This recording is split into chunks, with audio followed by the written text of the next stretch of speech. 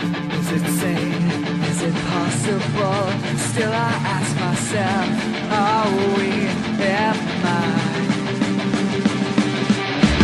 in our game? It's not logical, but you contemplate, are we am I?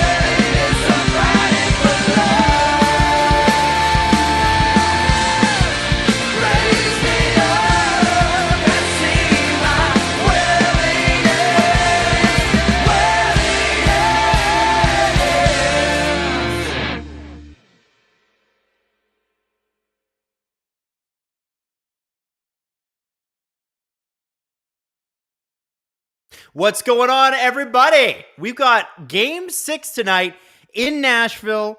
Predators, Vancouver Canucks. How are we feeling? Are we feeling confident? Are we feeling like they can get it done? I mean, like, and by the way, they can be either, right? We're talking about the Nashville Predators, who kind of stole one in Game 5, and the Vancouver Canucks, who deserved one after stealing a couple from the Nashville Predators. It's Friday night, and I'm so happy to be here with you. I think that us spending Friday nights together like this could be a thing. We could just keep doing this thing. What's up to everybody in the chat? Let's get some score predictions going here, because frankly, I think we need. I need to know what you guys think about tonight. This is a loud arena. This is a tough place to play. Nashville fans are among the best in the league. Are they going to be able to drown out the thoughts of the Vancouver Canuck players? That's what I got to know. I need to know where this is headed. Who you got? The poll is up. Canucks, Preds need to know the score. This is the most lively Friday night I've had this year. Jacqueline K, I'm so glad to hear that. We're gonna have some fun. I mean, look at these fans. They're already jacked up and ready to go. I don't see a whole lot of suits in that crowd. Not a whole lot of people in the platinum section wearing a suit. I thought that's how hockey was played. Only suits up front. Isn't that true? Isn't that true? Scott Baxter, just win. Canucks, give the city a good weekend. Yeah, you know what? It does set you up really well. If they don't win, we're hanging out here together on Sunday night, and that is going to be uncomfortable. 3-0 Canucks. We got a 2-1 Nashville. We got a 4-3 Vancouver Nashville prediction in overtime. Should be a good game. 4-3 OT Canucks. A lot of people saying OT. I'm interested. I'm curious why you think that. If Julian Nikolov triple overtime, dude, triple overtime would be crazy. Listen, I'm here for it, but I also would be delirious by the end. It's been a long day. Hey, Zachary, thank you for gifting that SDPN membership. Baked BC, I hope you enjoy it. Welcome to VIP. It's a good time. I think you're going to like it. Also, SDPN needs to learn what Saros' first name is. Isn't it UC? Or is it Juicy? Is it Juicy? Listen, we're going to get right into this. Let's get those, keep those Canucks predictions going. No, I won't go to OT. Canucks win by 3 at least. Listen, I thought they had it opened up. Like, I think they finally figured out a little bit of what Nashville is doing on defense in the last game. And I mean, for me, it would be awful nice. Oh yeah, so I was just gonna say this PD overtime winner from Brock Besser in the chat, the real Brock Besser, I'm sure, because that's what Brock Besser's up to. Yes, I think this is a night that Pettersson could probably take advantage of the big stage and become an absolute hero, an icon in Vancouver forever. Yeah, so like let's get into it. By the way, shout out to producer Hayden who's producing tonight. I believe, I don't know who's running the chat tonight, but everybody knows Saros is the CEO of Jamba Juice. Team U2. Oh my gosh, we got some U2 folks in here. Yeah, but every podcast it's UC. I don't know. I don't know. Corey Landaga gifting 5 memberships. Corey, thank you. Again, welcome everybody to the VIPs. Corey's just throwing out memberships like it's no big deal. I got to be honest with you guys. I'm a little sluggish. It's a rainy day in Toronto. It's very Vancouver weather, actually. Kind of rainy, a little bit warm, a little bit humid. This is producer Hayden's first stream, and Justin Fisher's handling the chat tonight, guys. So we got a good team on board. So wish producer Hayden luck, because he's got to deal with me all night. And I can be unpredictable. I'm kind of crazy. They call me Adam Wylde for a reason. Somehow here now, 21. Stereotypical Alberta here for the second night in a row. Night shift on the rig, watching your stream. Thanks so much. Here's $5. Go Canucks. Okay, he's out. So are you up in Fort McMurray then?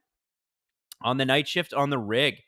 What are you doing at the rig? Tell me about it. I want to know. I want to know what the job is. And I guess you're from Vancouver too. Some good money up there in the rigs. There's gold in those hills. Welcome, producer Hayden. There's so much love for producer Hayden. I love that. I'm sluggish here too, Southwest Ontario. We got this, Adam. Thank you, Jacqueline K. I think you know when it's rainy and it's a Friday night and you know you've just spent the whole day working, you're kind of like, this feels like a good night to be cozy. And I know hockey and playoff hockey specifically is not supposed to be cozy, but can we get a little cozy tonight? Can we get a little bit like warm and enjoy it? Like, I know that's not like the most exciting thing to bring you, but to be honest with you, it's Friday night. We're having a coffee. Life's good. Sitting on the couch, watching country artists sing the national anthems and taking way too long to do it. What's up with that? Hey, score prediction for tonight and for tomorrow's Leafs game. Okay, so my score prediction tonight is 4-2 Vancouver. And I say that because I think that Vancouver did a good job of figuring out Nashville's defensive scheme last game. We've been waiting for that. But Nashville's done a great job of dominating the play in this series. They just haven't been able to convert. And I thought that Vancouver actually dominated for the first time in a couple moments last game. But what ate them alive was their penalties. I think it was JT Miller had a stupid one in the first. I think Zadorov had a cross check he didn't need to take. There was another one that I'm forgetting. And then the one that really killed the momentum was the third period penalty from Dakota Joshua. And I've been a big fan of the way he plays. Big booster of Dakota Joshua. But I got to say, that was that was a penalty that just kills your momentum. Like they had dominated for like 6-7 minutes to start the third, and I thought, okay, here comes the second goal, and of course Yossi scores on the power play, and then a few minutes later, Carrier with a good shot, but it still felt like a floater. You know what I mean? It was one of those where like, God, like if Ryan O'Reilly's not in front of the net pushing, I think it was Quinn Hughes in front of Seeloff's eyes, I think that we'd probably have a situation where things are a little bit different. We probably wouldn't be doing this game tonight. So yeah, as a Blackhawks fan, go Cougs. That is K-Fly, not KF, K-Flay. Listen, some of you guys have not read your own names out loud. Just throwing that out there. Also, Leafs game tomorrow. 4-2 Leafs. 4-2 Leafs. That's what I think. I'm thinking 4-2 Leafs, and I'm thinking they finally break out of the slump of only scoring 2 or less for like 12 straight games in the playoffs. I think Wylde has a killer night. I think tomorrow night it's time to slay the dragon. It's time to win. It's time to win. Now, here's what's going to happen throughout the game. I am going to clap when the face-offs take place, so that way you can align your stream. We don't have, obviously, a clock ticker here, but we're going to have some fun. We'll get it aligned. They're about to do their first face-off. Miller, O'Reilly, puck is dropped. There's your clap. Not a great clap. That's like a 6 out of 10 clap. It's not a great clap, but I'm gonna work on the claps, guys. Gonna work on not getting the clap, but getting the clap, if you know what I'm saying. Right? Getting you the clap. That's what I want. I'm gonna work on the phrasing on that too. CP83, show the game. Yeah, if you have $6.2 billion or whatever it costs, was it $6.2 billion? Yeah, $6.2 billion to buy the hockey rights, then I'm more than happy to buy them and broadcast the game, but I can't do that. We have to play within the rules, and Sportsnet would not like it very much if you were running their show without permission or without paying for it. So I can't. Sorry. Uh, Listen, I don't really care for the Canucks or Preds, but man, those Preds fans are unbearable. Are they unbearable? I've only ever had really positive interactions with Preds fans. Maybe it's because we're not in the same division. Good shot, good start by the Nashville Predators.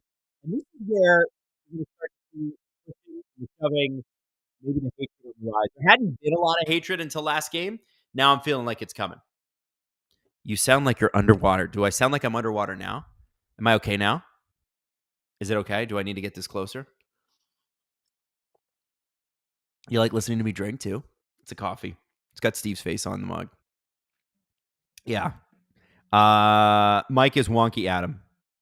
Why is the mic wonky? That's so weird. What's happening here? Let me try this.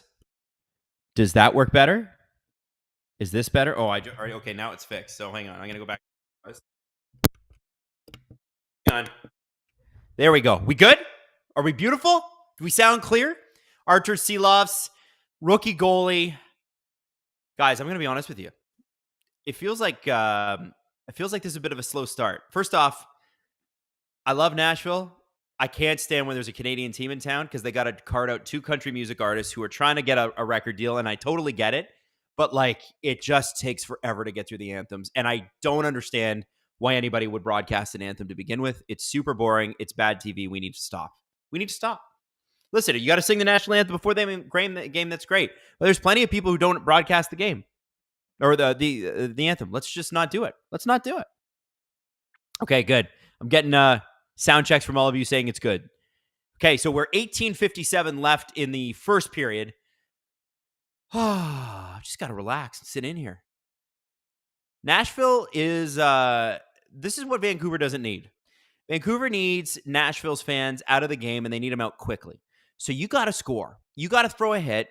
You got to score a goal. You got to get something in the first 5 minutes. You got to make them feel like, oh no, they're dialed in tonight, and we can't match their talent. Diana Wu said the singers did a bad job with the anthem. LOL. Yeah, I did not hear them, but I just know that Nashville is one of the longer anthem capitals of the world, and I get it. You're going for it. Also, singing at a sports event, if you're a singer, is a big risk. It's a big risk. You got a live microphone. You could knock it with your face. Anything can happen. Anything could happen. I mean, you could get discovered. I don't know what the chances are of a record rep being at a hockey game going, man, I should really sign that anthem singer. But you got to take the gig, right? It's pay gig. Actually, do they pay for anybody in the chat ever sang a national anthem at a professional game? Do they pay for those? Luke Shen is back in the lineup, looking thick daddy as ever. He's a factor. And I think he may have been the reason, or part of the reason why at least Vancouver was able to get a few more things over on Nashville than perhaps that they would have before. It's an interesting lineup. You got no more Tyson Barrie back in there. They put him back. They put him in there to fill in for Luke Shen, play some time on the power play. Didn't get many more goals. Tyson Barrie out of the lineup again. Kind of crazy. Here we go. So their Pettersson line is out. 17:02 in the first if you're trying to line what you're watching with me.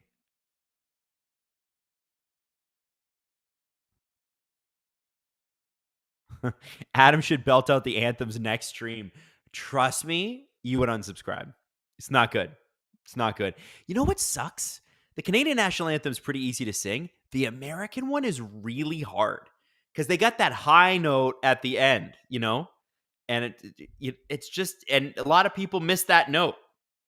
And that's why they rush the Canadian national anthem, by the way. If you ever go to a Canadian game and you watch the American national anthem, they sing the hell out of that. You go to an American game and they're singing the Canadian anthem. It's like, oh, Canada. Anyway, here's the Star Spangled Banner, which is what everybody's here for. They don't even bother. They don't even bother with it. And it's because they got to focus on singing that high note in the Star Spangled Banner. It's crazy.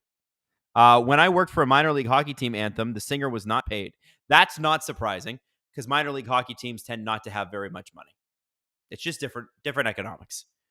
You're volunteering for that position. You can always find somebody. Professional teams, though, I wonder. $2 to fund Adam's testing for the clap. All right. You mean this clap, right? See, I can clap. I can.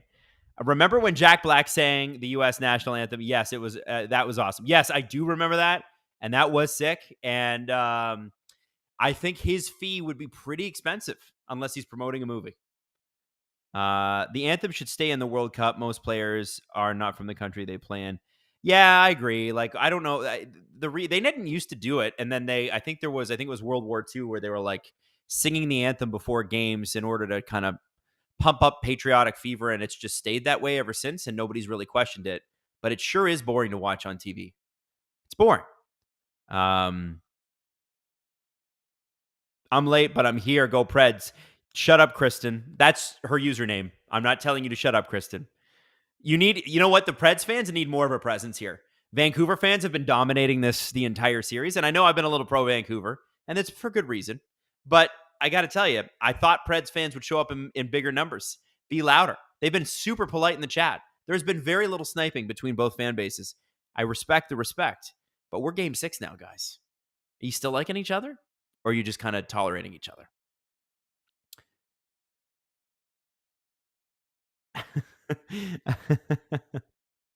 Are you guys talking about me giving you the clap?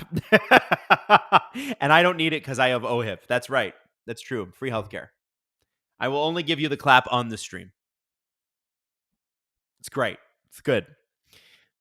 Oilers crowd sing like 60% of the national anthem last game. It was interesting. I think Nashville is going to win the series, but I want Vancouver to win. That's from Mike Fish. I wonder why you think that. I mean, I get why Nashville has deserved their kudos. They've definitely dominated play, or at least controlled it. But I look at Vancouver and I go, come on. There's so much talent there. Also, does it help Nashville's case to go deep? Because, like, unless they sign Stamkos, who's going to score goals for these guys next year? You know? Hawk 23. I had the Canucks winning in 6, so please, Vancouver, don't blow this. I don't blame you. Oh, we got 600 people hanging out in here. How about that? Adam is a Preds fan, just like he was a Devils fan. No, I'm picking Canucks, man. I'm going Canucks. And the reason I'm going Canucks is the Preds made me look stupid after the U2 incident, so I can't forgive them, at least right now. As a Penguins fan, I am supporting teams with Blugers and Laffertys. You know what, Metric? I think you're making a good call. It's a lot of change in Pittsburgh, by the way. They fired a lot of people, not just their assistant coach. There's all their executive staff are gone now. It's kind of crazy what happened, and I'm not sure totally why. But I guess they haven't made the playoffs and the revenue's not there anymore. So it does make a difference for certain teams, like big difference. I like this third line or fourth line for Vancouver so much. Oh, it's Pedersen out there. What am I talking about? I thought I saw 43. I do like Bluger, Di Giuseppe, and Lafferty. Haven't been blown away with Pedersen's play, but it's not as bad as people are making out to be. Haven't been blown away. Brad K. Adams, Sabaton, great band or the greatest band? I'll be honest with you. To me, the greatest band of all time is the David Lee Roth era Van Halen foursome. I think they were amazing. To me, that's the greatest band of all time. Can't touch them. Sabaton, incredible. Incredible. Incredible. As an Avs fan, I support giving the clap to all. Shut up, Kristen says. Oh, here we go. Oh, JT Miller just missed it. Or was that Besser? Hughes has looked so good in this series. It's crazy that he hasn't just generated more offense on the stat sheet, and it's just because of Nashville's incredible defense. UC Saros has kind of Connor Hellebucked it a little bit, although I haven't hated any of the goals that have gone in for him. I think Vancouver's earned them. It's just crazy that, like, Vancouver will get limited to 12 shots and score, I think, was it game 3, game 4, they scored 4 goals? High stick here. Quinn Hughes is a bit of a menace. How did he not? Oh, how did he not? How did he not put that home? Come on. Oh. If you saw Pedersen play at his best compared to how poorly he's played in this series, you would notice the difference big time. No, I get that. I think the way it's being portrayed to me, Syndicat, is that it's like he's bad. And I don't think he's bad. I think he hasn't been great. And I don't know, if you ever watched Pasternak just light the Leafs up in the playoffs, like when Pasta was at his best against the Leafs, you'd look at him in this series and go, and he was good for the first part of it, but the last couple of games have been like, he hasn't looked the same. And so, there's a good player there. I wouldn't say he's looked bad, but the fans are on him like he's the worst player they've ever seen play. And I think that's just because when you're a great player, this stuff happens. Clayman V, Jesse has crabs. Adam has the clap. What does Steve have? I don't know. You should ask him tomorrow night. That's going to be a big stream, by the way. Game 7, Leafs and Bruins. 8 o'clock tomorrow night. We're getting past bedtime territory there. Predators get U2 for their goal song next year. What would be a good U2 goal song? Think like Desire or Vertigo. You know that song, right? You guys remember Vertigo, the iPad one, or iPod one? That was a great song. That's a great song. You can't even deny. That song gets you fired up. Favorite band of all time is Bruce Springsteen and the E Street Band. Just unreal. Yes, I know this is unpopular. Shut up, Kristen said that. And I have to tell you, that is Alan Walsh's favorite band, and he sees Bruce Springsteen when he's on tour several times a year, and he gets up close. Adam, can you say what time it is? Yes, Gavin, sorry about that. I will tell you where we're just coming back from commercial break right now. Oh, they're just showing some of the highlights from last game. Honestly, Vancouver should have won at home. This series just got real interesting. Okay, so here we go. Hopefully I don't miss the face-off here. And they haven't set the time. That's the face-off. Time is 13:29. 13:29. Dakota Joshua line on the ice. That's Lindholm, Joshua, and we got a breakaway. Nashville, good little poke check. Susi with a really, really good defensive play there. Here we go. Yossi from the point. Shilov's just freaking robbed Yossi. Man, I don't know if he's supposed to be this good, but he's been really good. Like, I don't know. how many of you guys were watching Abbotsford games this year, but this guy is good. And he's doing a great job in this series. He's faced a lot of shots. Like Nashville's limited Vancouver. Vancouver hasn't totally limited Nashville. There was a game where they had like 32 shots. I think it was Shelov's first game. Underrated U2 goal song, Sunday Bloody Sunday. Yes, I think you're right, Hawks, but I think the content of that song and what it's about probably take it away from being like a goal song, which is about Martin Luther King. So yeah, happy to catch the live stream. Love me and Adam live stream. U2 sucks. Come on, Joe. It sounds like you still haven't found the song that you're looking for.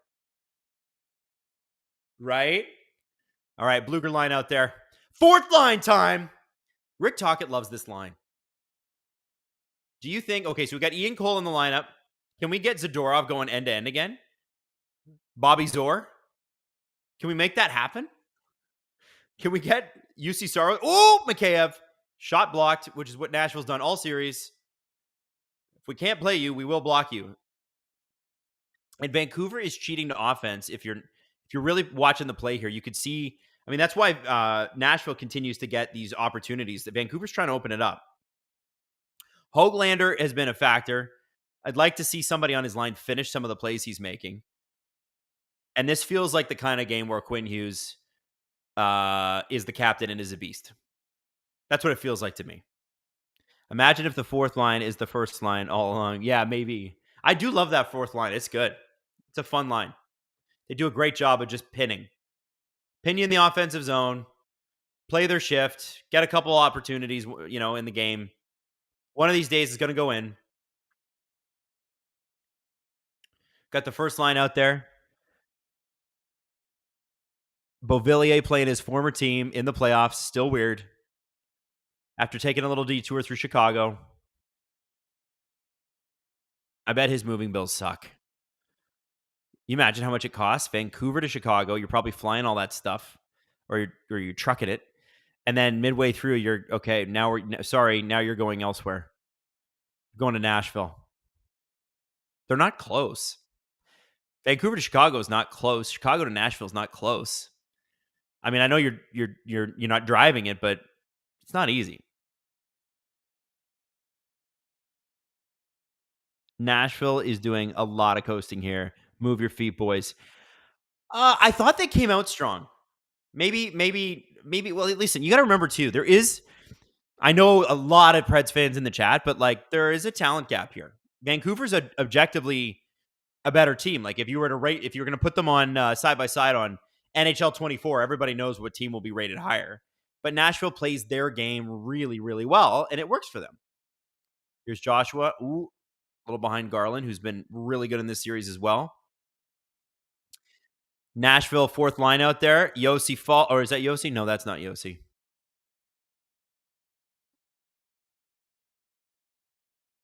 Little bit sloppy in the offensive zone. Garland with a little chip. So this is where you're going to see Nashville we're going to neutralize. Okay, we had a little push at the beginning. Now we're going to hang back. We're going to clog the neutral zone. We're going to try to do some breaks off the rush. I think they're trying to bank on Vancouver's defense being a little bit slower. Ooh, right over the glove, Forsberg. So watch what they do here.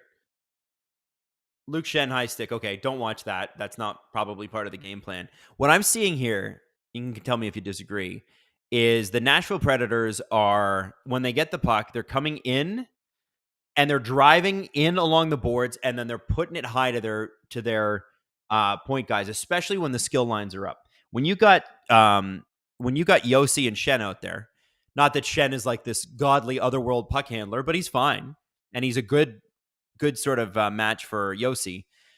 You drive it back to Yossi, and the Vancouver Canucks are collapsing so deep in their defensive zone on something like that they actually get some free ice to move around at the blue line.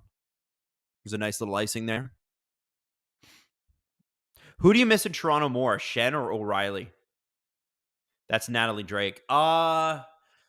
Shen. That was the best I've ever seen Morgan Riley play. And I like Bush. I don't think Labushkin's a bad player at all. or Morgan Riley was an absolute animal in the playoffs last year. Something that we're still waiting on him. He's been good, but he hasn't been like animal crazy MVP. Like he was outrageously good against Tampa last year and pretty good against Florida too. So, but then the Leafs have done a good job in replacing O'Reilly. They just don't have the skill set that he brings, if that makes any sense. So Domi has come in and has been winning faceoffs like mad and setting up plays and playing with Matthews at the, whatever. He's been good. I think that the Leafs miss the talent Shen brings more than O'Reilly, if that makes any sense. Maybe there are going to be people that hate me for that. But I just thought, the third line center thing is a problem for the Leafs. But the way Domi's playing, yeah, it's a tough one. It's a really tough question. I'm going to go with Shen. People are going to hate me for it, though. Leaf fans specifically. Monsieur Booyah. Here's a super chat. Just getting the little one to bed. Looking forward to fun hockey tonight before the heart attack tomorrow. Go Bees. Well, listen, best of luck to you. May the best hockey team win. I'm not going to lie. I'm kind of hoping for the Leafs to change the script here. It would be real nice. What's the background of this? Is this your house? No, this is the SDPN streaming studio. Believe it or not, that's a mural of Jesse, and this is a mural of me, and there's one of Steve, and it's supposed to be like Street Fighter, or Mortal Kombat, not Street Fighter, almost the same thing. I'm Johnny Cage, and Steve is Sub-Zero, and Jesse is the referee, because Jesse is Go Refs guy. I just hope both teams have fun. O'Reilly really wanted to be able to say he played with both Shens. Yeah. No, I think O'Reilly left because I would imagine that it's pretty cool living in a tax-free state that's warmer than Ontario, and you get to play in Nashville, and it's an amazing place to live. I think that probably had a lot to do with it. And I know he's not a huge fan of the Toronto spotlight, and it's not for everybody. It's just not. And that's the deal, though. Like, it's like the New York Yankees. If you want to be a Yankee, you got to deal with the media. You got to deal with the spotlight. And he is. Looking and enjoying this, though. I'm looking at this and I'm enjoying this. Shen is 100% the answer. It's what the Leafs lack. Defense with snot. He was a Leaf 2 times. Yeah, listen, I'd love to get him back. I don't know if there's some way we could pry him off Nashville. I doubt it. But, man, it would be great. It'd be so great. Quinn Hughes looking great along those half boards. It's funny how deep they have him because they got Ronak high.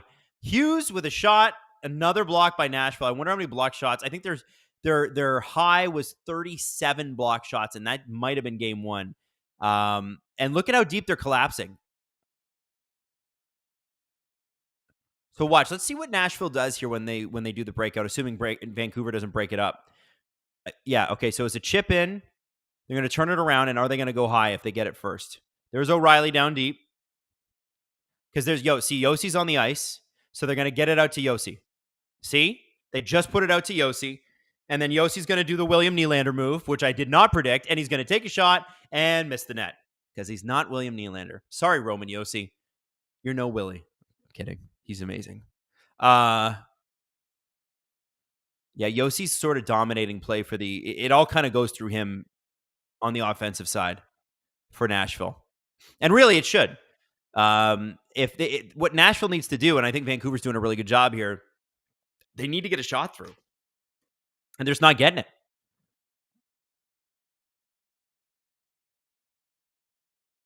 Here we go. Evangelista. Good little move. Wow. Was that Shelovs that stopped that, or was that... Oh, do we have we got Connor Garland. Lindholm. Dakota Joshua off the skate.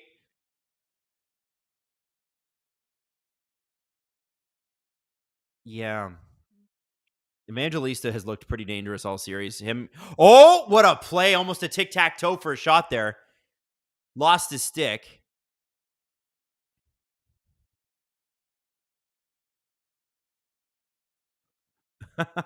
Shane David, sorry I said you had a punchable face before. You actually have a pretty face. LOL, you were dissing my Canucks before. Now you have earned my respect covering. Well, I'm so happy to hear that, Shane. And don't worry, it's not the first time I've heard I have a punchable face. You don't get to grow up a boy in Canada without hearing that. It's all right. Here we go. Fourth line for the Preds out, Yossi out again. Man, he's out a lot. And it feels like now that the Preds are at home, the matchup is get Yossi out against a lower Canucks line. But I really like the Canucks like all the way through in terms of their depth. Like, do they have like you can't say that any of their lines are bad. And even their fourth line is there's not like some major skill disadvantage. Whereas, you see Michael McCarron and Kiefer Sherwood, and they're good players, but it's just not the same. Although tonight's looking all right. Nashville already with 5 shots, which is major for this series. We might hit 10 shots total towards the end of the first period, which has been a challenge the entire time. Joe gifted 5 SDPN memberships. Joe, thank you, man. That means a lot. That does a lot to help us. I really appreciate that. There hasn't been, I have to say, there has not been a lot of hatred in this series. There have been some stupid penalties, but there hasn't been like there hasn't been a lot of like retaliation or slashing or whatever. It's like, oh, I got a high stick when I shouldn't have. I cross-check when I shouldn't have. It's interesting. It's like a series. I don't want to say they like respect each other, but it's just not their game.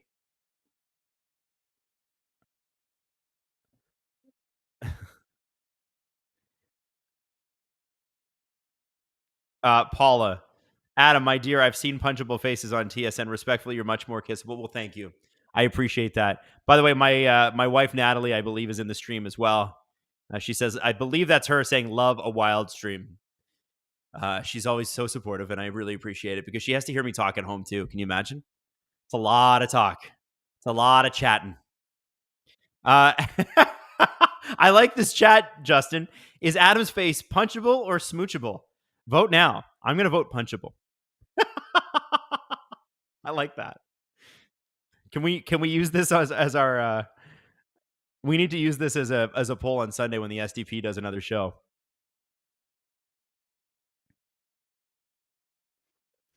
If Vancouver Edmonton happens, it'll definitely be way more dislikes. Yeah, man, Vancouver Edmonton is going to be, if that happens, wow. You know what though? I have to say, and I'm sorry, Canucks fans, I do have to do this. If it's Nashville versus Connor McDavid, like I don't think anybody gives Nashville a hope, and maybe that's disrespectful, but they kind of have this. They might like F around and make the final. And what I mean by that is like, imagine Nashville's the team that's like, sorry, Connor McDavid and Leon Draisaitl and Evander Kane and Nuge and Hyman, and Evan Bouchard and all the guys that put up 1 billion points for you. We're just not going to let you hit the net. We're not going to let you rush on us. We're not going to let you shoot on us, which is what they're doing to Vancouver. Vancouver is a very good offensive team, like insane, and great defensive offense too. Like Hronik and Quinn Hughes, I think pretty much on any team are number 1 power play guys, and they got 2 of them on the first pair. I would be curious to see what that looks like, but I'll be honest with you, for the entertainment value, I want Edmonton, Vancouver. I want you know what too? When I moved to Calgary in 2011, it was in the spring, and the first bar I went to was a bar called Hudson's, and it was on like 10th Avenue Southwest. If you know Calgary, you know what I'm talking about. With the Southwest and the Southeast and the numbers. And I remember going in there, and there were so many Bruins fans. And I remember thinking, because the Leafs had been bad for a while, right? And I remember thinking, Bruins fans in Calgary, like why? And it was just because people in Calgary didn't want Vancouver to win. It was so wild. Like I've never seen it. When Boston scored, people in Calgary were cheering. I couldn't believe it. Like, listen, I can understand, like, if the Montreal Canadiens, when they were in the Stanley Cup in 2021, I wasn't like rooting when somebody scored against them. I wasn't a big believer. Maybe I should have been, but I wasn't like, yeah, F the Canadiens. But man, Calgarians were like, nah, we are not having any of that Vancouver nonsense here, which is wild. The Oilers just won a game with 13 shots on goal, 12 saved Dave, couldn't save LA, and Leon is the mayor of Nashville. True. Fighting Amish. True. Hey, Rob gifted 10 memberships. Thank you, Rob. You know what? I wonder about this. The one thing I will say is that if UC Saros decides he's just not going to let goals in, he doesn't. And I hate to say this, but there's a big difference between big save Dave and Cam Talbot and UC Saros at his best, which I don't believe we've seen yet in this series. And maybe we won't. Maybe Canucks just get in his head. They're pretty opportunistic. They're taking advantage. 4:35 left, by the way. Adam, you should be able to do the live stream Game 7 together. I appreciate that, Brian, but I think, Steve, that is where, like, that'd be like me going like, hey, can I come on an LFR? I feel like there are elements to what he does that are so amazing in a stream that he should just be solo. Just do it. Like, he's amazing. I love watching them. My wife and I have the stream on and we watch the game, and we have it on a couple different laptops, and like, turn them up, turn them down. You know, if I need to hear what happened in the game, but most of the time I just have Steve up, so I can hear kind of some. Occasionally, you got to hear the announcers are like, "Oh, you know, what's the penalty call or whatever." But damn, he's so good, and I say that as a biased human being who has been friends with him for 25 years, or 20 years, I guess. Yeah, it's 20 years now. Been friends with Steve for 20 years, longer than that. I'm 36. We met when we were 14. So 22 years. Isn't that crazy? 22 years. And 11 of those years, we have been doing this podcast. I just thought of that. Quinn Hughes in the zone. Fourth line out there. Sam Lafferty. Boy, Leafs sure screwed that up, huh? Boy.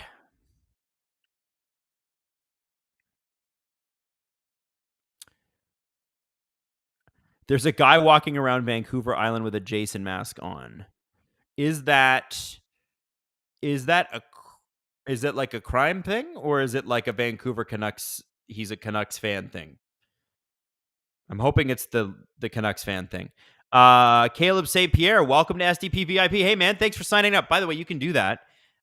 You can just go to just go down the bottom of the screen, and you can join and be a member, and you can listen to our VIP episodes, which we get away from hockey, which is kind of nice.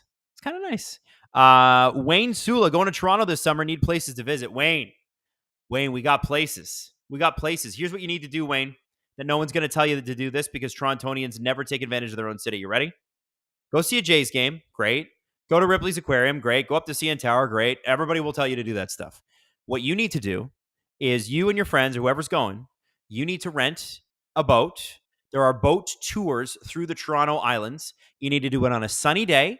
They serve you some beers, and you hang out on the water for the afternoon, and you look at the Toronto skyline, which is so underrated from the water, and Torontonians never get to see it from the water. Trust me on this one. By the way, 251 left, so go look for those ones. SDPN, first podcast I ever watched. I still remember Jesse really wouldn't talk. Thanks, Adam. Love you, bud. Yeah. There was a point where Jesse would not talk. Those days are long gone, which is good. I always wonder what he was thinking back in those days. Hey, Adam, got gifted a membership from somebody. Been really enjoying it. I will be extending. Thank you, Tom Bennett. I'm so happy to hear that. That's the whole point, right? We want to make sure that you guys have a really, really good time. And we want to have, if you want ad-free versions, they're available. If you don't, and you just want the extra episode, that's available too. Makes it easy. Toronto is dope. The hockey team sucks. Cheshire Cat. Well, yeah. The results haven't been there. I understand if you're not a fan of the Leafs. They've been a pretty damn good regular season team, and I know that doesn't count for much, but you got to tip your hat to 8 straight playoffs, and I think they're second or third in total points generated in the regular season over the last 8 years. That's impressive. That's good. Leaf fans, I can tell you this. The Leafs were so bad before that, we couldn't have dreamed of something like that. We couldn't have dreamed of the playoffs. We're just terrible. Poorly managed. Bad. Slow game so far, Brad. Yeah, I agree, man. It is. It's I think Nashville had a little bit of a push right off the top, and then Vancouver had a bit of a push 6 minutes in, and we're 8 total shots. This series is just one of those series. It's the least exciting. What are you going to do? It's just the one. Every year there's got to be one.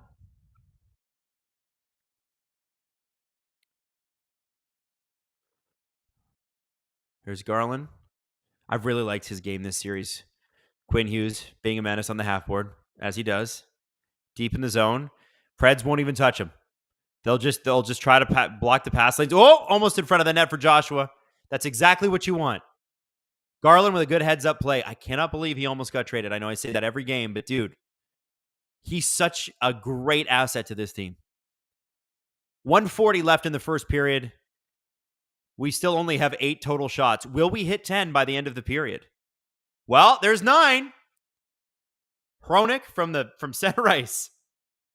Jeez. Fourth line out for Nashville. Here's two teams that really trust their fourth lines.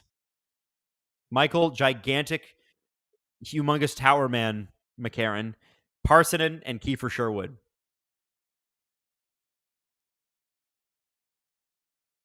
Ian Cole with the interception. Di Giuseppe, you got the fourth line. Well, one of the fourth line guys in there. Miller, Besser, they're there too. So you get an offensive zone face-off with your best guys out there. Don't hate that. Oh, man, Pettersson's shots. 7 shots, 9 attempts blocked, 7 hits taken, no goals. Listen, I'm trying to go easy on the guy. He's on track for like 15 minutes ice time tonight. That's not Pettersson ice time. Is he hurt? He must be hurt. They got him out there. The big guns are out there. Besser, Miller, Pettersson, Susie.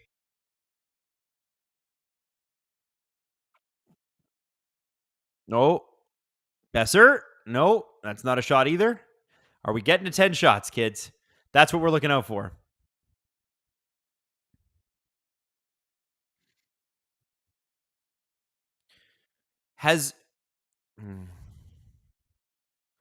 Even the lotto line doesn't look like the lotto line. I thought Suter's had a good series too. He's been in the right places. He knows what to do. He knows his role.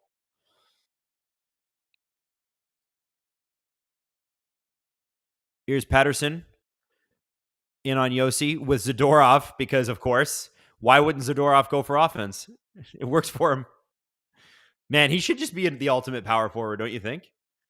Okay, they better shoot here. Shoot. We got to 10 shots. There was 1.4 seconds left. 10 total shots in the game. We did it, everybody. Mission accomplished. Oh, it's beautiful. Boy, this series, man. We got the 10 shots. How is this possible? Preds fans, be honest with me here. Do you like watching this team? Is this fun for you? Like, I know winning's fun. I will never dispute that. Is winning boring fun? Because that's what you're doing. You're winning boring. And I'm not disrespecting it. Do you like it? What do we think? Here we go. JT Miller's going to win a face-off as though it matters. And look at the Preds. They're lined up like soccer players.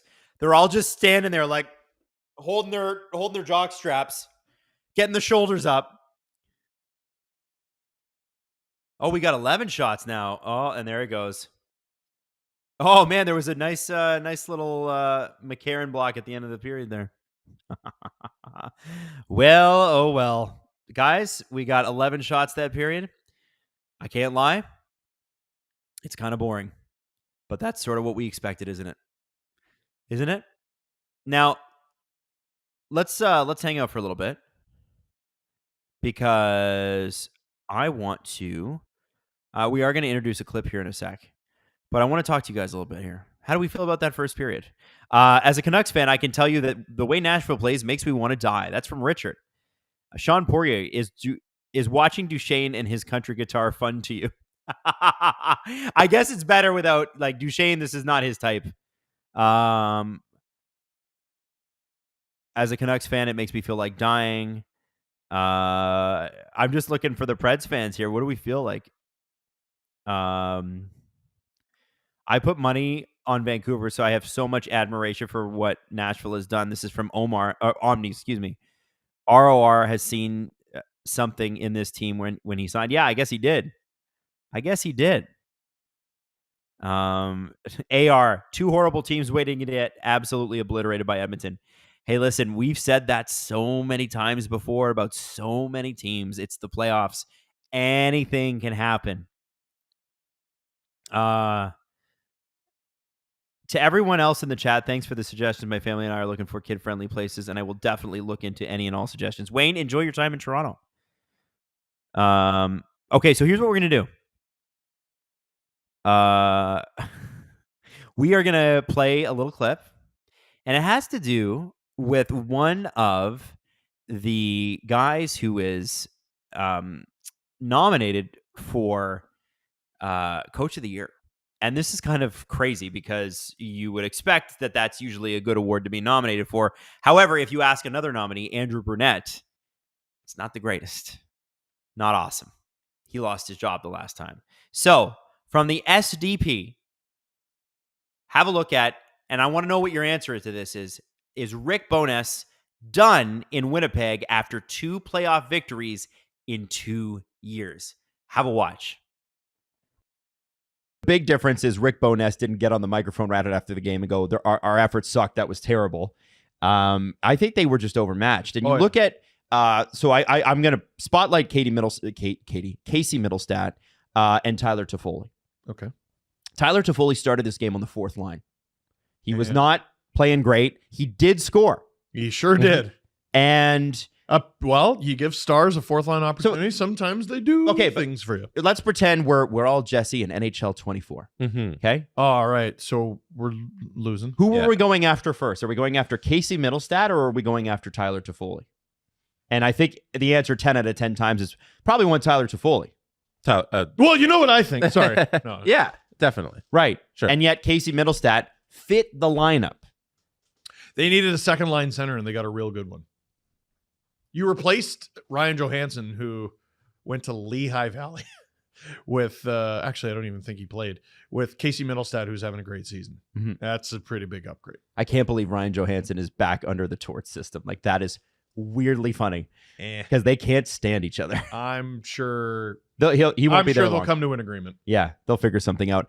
So we'll start there, and then the Canucks. With the not Jets. the Canucks. Sorry, Jets. I meant to say. Yeah, with the Jets, there's a good argument to make that they had the worst defensive performance of any playoff team in the history of the National Hockey League. Sorry, because they did the history of the NHL. They set a record.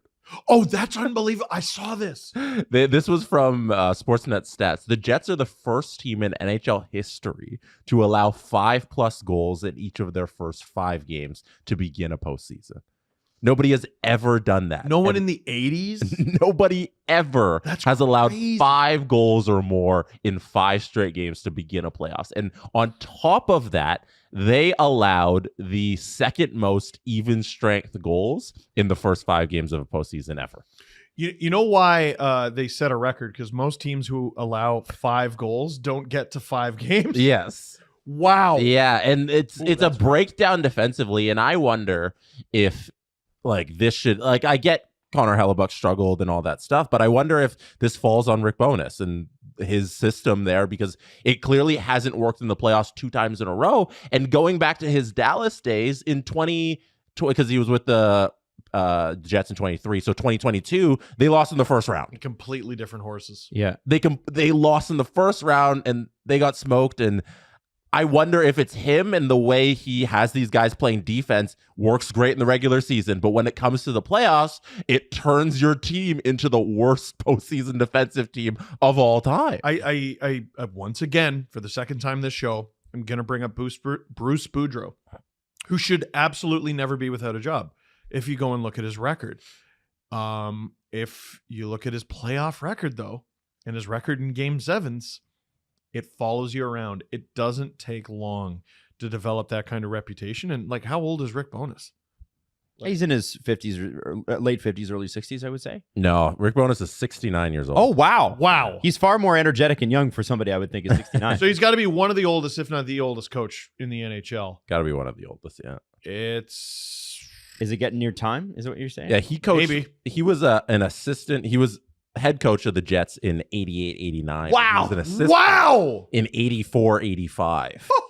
His first run with the Gretzky Jets. was with the Kings. Yeah, he played. I was with diapers. That was our first year on the planet. Rick Bowness played for the Atlanta Flames in 1975, 1976. Whoa. He's been around the block. Damn. So wait, what was his first coaching gig? The Jets. The head coach? His first gig? Assistant Oh, of the Jets. But he only did that for 3 seasons, and then he moved over to the Moncton Hawks of the AHL. I'll bring it up here. And then the Jets brought him back to be the head coach of their team in 88, 89. For interim stint. And yeah, and But then he even in 82, 83 was with the Sherbrooke Jets. This dude has been coaching longer than anyone in this room has been alive. Boston Bruins. He was the head coach, got all the way to the 3rd round, and then the next year had to go to the Senators. I forgot he was the Senators' first head coach. I forgot. Dude, that he's Man. been coaching forever. that resume's tough. Yeah, That playoff resume. There's It's a tough there's one. not a lot of success outside of the 2020 Dallas Stars run. And maybe the 3rd round with the Tampa Bay Lightning, 17-18. I forgot they Yeah. got that deep. Oh yeah, lost or in the finals. the Vancouver one. I forgot he was head coach in 2011 or associate coach. Yeah, he's not in head coach. I'm not giving him credit for that. Interim. Yeah, associate coach in 2-12 and Vancouver. 3 with the Coyotes. Oy. Yeah. So I'm bringing this up, Jesse. Talk about Mhm. fallible defense. Part of this has to be coaching because it takes more than one person subtracted from a blue line, in theory, for a blue line to be bad. But Brendan Dillon being out, they didn't seem to react too well to him not playing. And they were bad before. If But one player makes your whole house of cards fall down, then you didn't have a solid foundation. they were also missing Vlad Nemesnikov too. With the puck to the head, yeah. Yeah. 2 just really unlucky and unfortunate. I mean, you got a guy who was slashed by a skate in a scrum and a guy who took a puck to the head. But that's what happens. Yeah. That's what happens. Freakish stuff like that happens. You got to be able to adapt. It's going to be fascinating to see what the Winnipeg Jets do because they've been. I mean, honestly, I think it was what's the GM's name again? It's just Kevin Cheveldayoff. Cheveldayoff was a GM there for 5 years and didn't make a trade. I know. and they've been far more aggressive lately, especially the last 3 or 4 years. They've made some good moves. The way forward, though, I think is going to be interesting, and we'll talk about the Avs in a second because you've made your bet. Hellebuck is your goalie. Scheifele is your main guy. Those guys are sticking around. That's awesome. Nothing wrong with that. You had trouble selling tickets, though, this year. Sure. Economy's probably a part of that. This is not going to help. This is not going to help. And you need, what I saw with Colorado is their top-end guys are just so much better. And you could say that Colorado matches up pretty well against any team. I in was the about to NHL. say, But you've got Dallas. You've got potentially Vegas. You've got Colorado. These teams that you're going to have to play, like the Leafs always have to play. Is it Florida? Is it Tampa? Or is it Boston? Which one is it? They all suck. Which one do I have to play? It's going to suck. What can Winnipeg do? I think they tried to get some top-end scoring out of Toffoli. It didn't work out. Is that a coaching thing? Who knows? What do they do now? It's a tough place to get people to sign sometimes. What do you do? oh boy. Just keep going? Just keep running it back? No. It's a good team. I don't. Real good team. I'm struggling to find what other choice they have, but besides run it back again and hope you don't collapse. Can you move off of Pionk? Would that help? Mhm. Which I think a puck banked off him and went in the net. There were 2 own goals last night for the Jets, which Oh yeah, just sucked. he shot it right into the net. It wasn't Yeah. even a bank. It was right. Oh, into the stick. yeah. It was a one-timer. A lot of mystifying lineup decisions too. Their treatment of Nikolai Ehlers is strange. Very strange. Yeah, Kyle Connors, just total lack of interest in the defensive zone. Not playing Cole Perfetti every game. Bowness does not like Perfetti. It's weird. Maybe it's as simple as, you know what? Let's get another set of eyes here. And maybe you can sit your goalie down and go, you can't play this much anymore.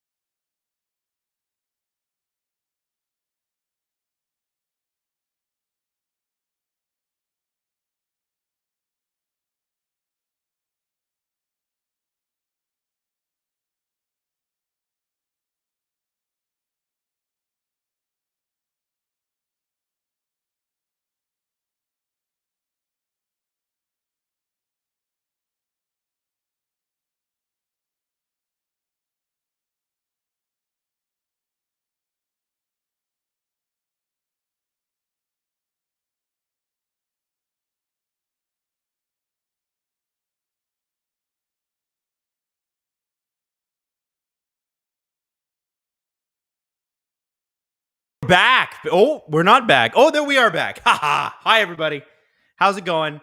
Had some issues with my sweet microphone here, which I actually really like. The microphone is here. It's on a nice little stand.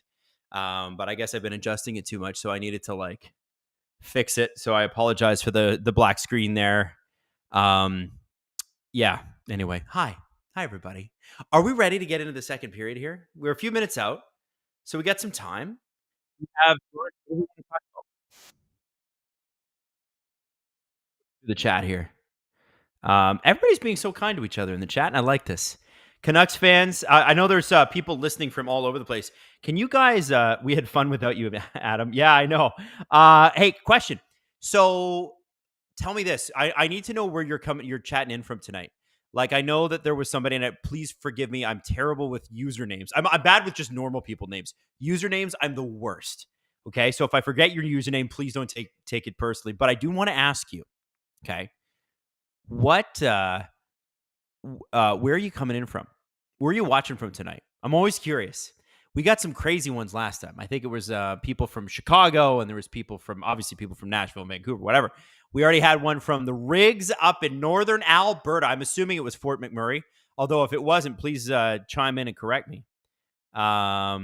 Michael Coco Pops, does the stream show the game? No, because I don't own the hockey rights, Michael. But we will be counting down into. I'm going to try a new way to align streams rather than just clapping. I'm going to count down into the stream as well, so you guys can get all aligned. Okay, here's where everybody's coming in from.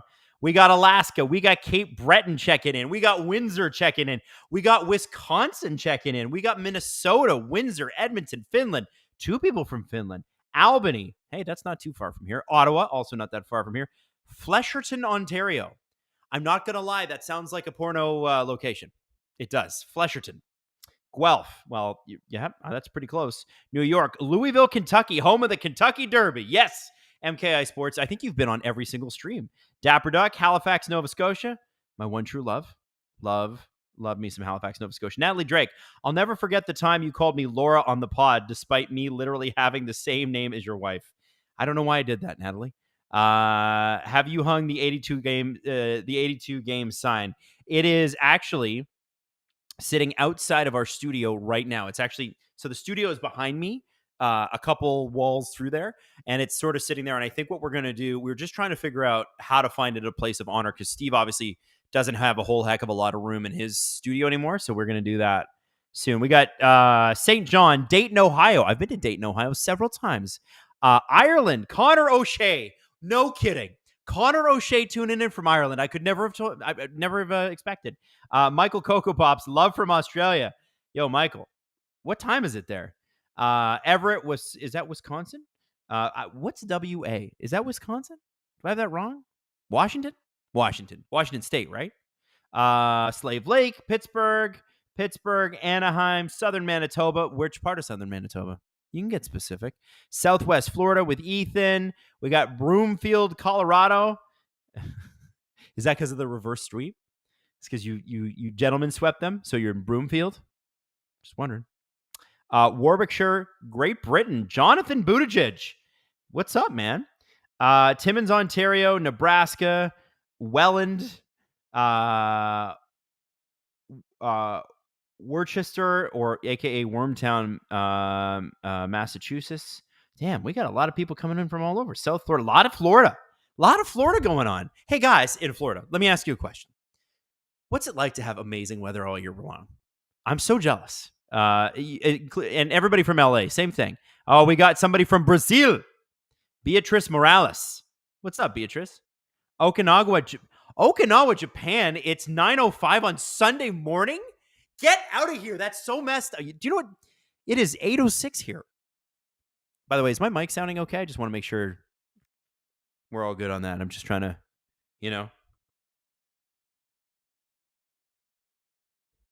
Okay, hang on. Let me see.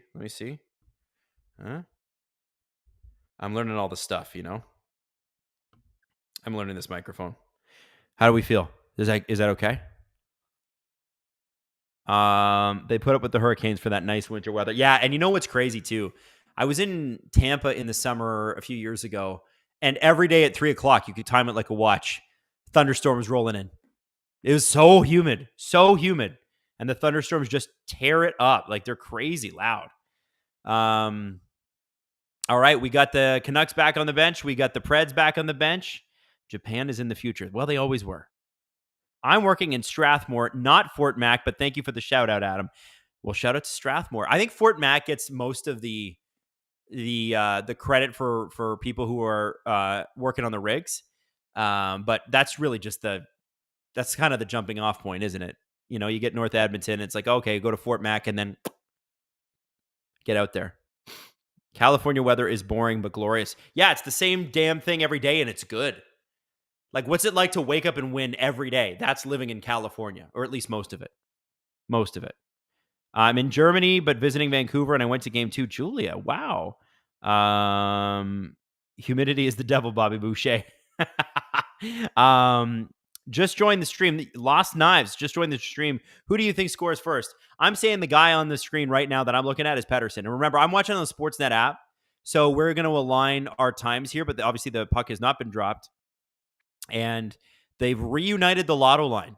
I'm assuming it's to get some goals. I mean, this line was unbelievable. Like 3-4 months ago, this is the best line in hockey, and Pettersson has just not looked like himself. So I'm curious to see how this goes. Hey, Sebastian Jackson, wanted to shout you out. Love you guys. Get everybody a coffee. $20. Man, Sebastian, thank you. You've been like a day one. Sebastian's been listening since he was a kid. Awesome guy. And I just really appreciate that, buddy. Thank you so much. J-Rock. Oh, puck just dropped. Sorry, I did a terrible job. 9:54, 9:53, 9:52, 9:51, 9:50. That's where we're at. I'm just counting down the clock. My wife is a Preds fan, so I watched quite a few of their games. This is from J-Rock. I'm a Blues fan. They were more exciting in the regular season. Go Leafs, go STPN. Thanks, Adam. Hey, thank you, J-Rock.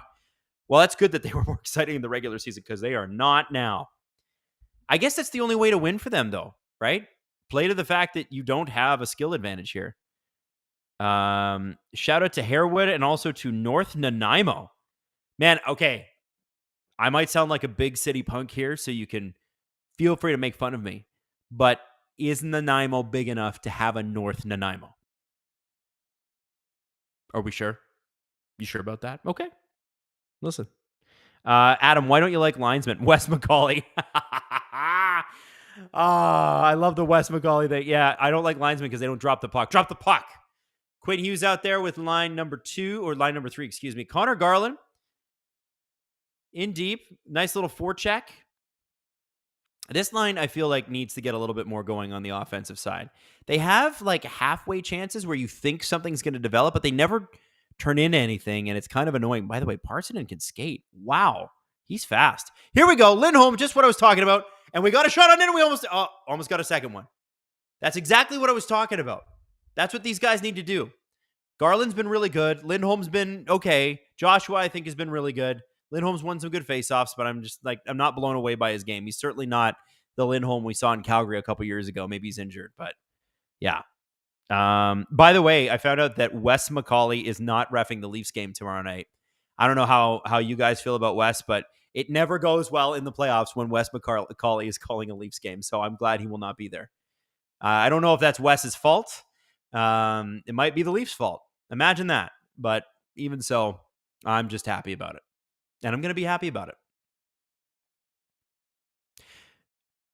18-18, 18-17, 18-16. That's all. Those are the times here. So here we go. 18-12, 18-11, 18-10. That's where we're at. Align your streams. Let's do this together. Here's Novak in with a shot that is that's a field goal shot. That went well above. I was talking about this series a little bit on the SDP today, and Steve's like, when I mentioned Michael McCarron, Steve's like, whoa, you really have been watching that series? He's like, there's a name. I'm like, what do you mean? You don't know Michael 7 million feet tall McCarron? Come on now. Come on now. You know what's watching Nashville is it's a little bit like they're like a bunch of spare parts. You know? Like the first line is a first line. But you got like guys that didn't fit in. Even Nyquist, who's been bounced around a little bit. Beauvillier, who's been bounced around a little bit. Zucker, who's been bounced around a little bit. they seem to have found a home there. Shen was even shot. Seeloffs stood tall on that one. I don't think he saw that puck, but he was well positioned.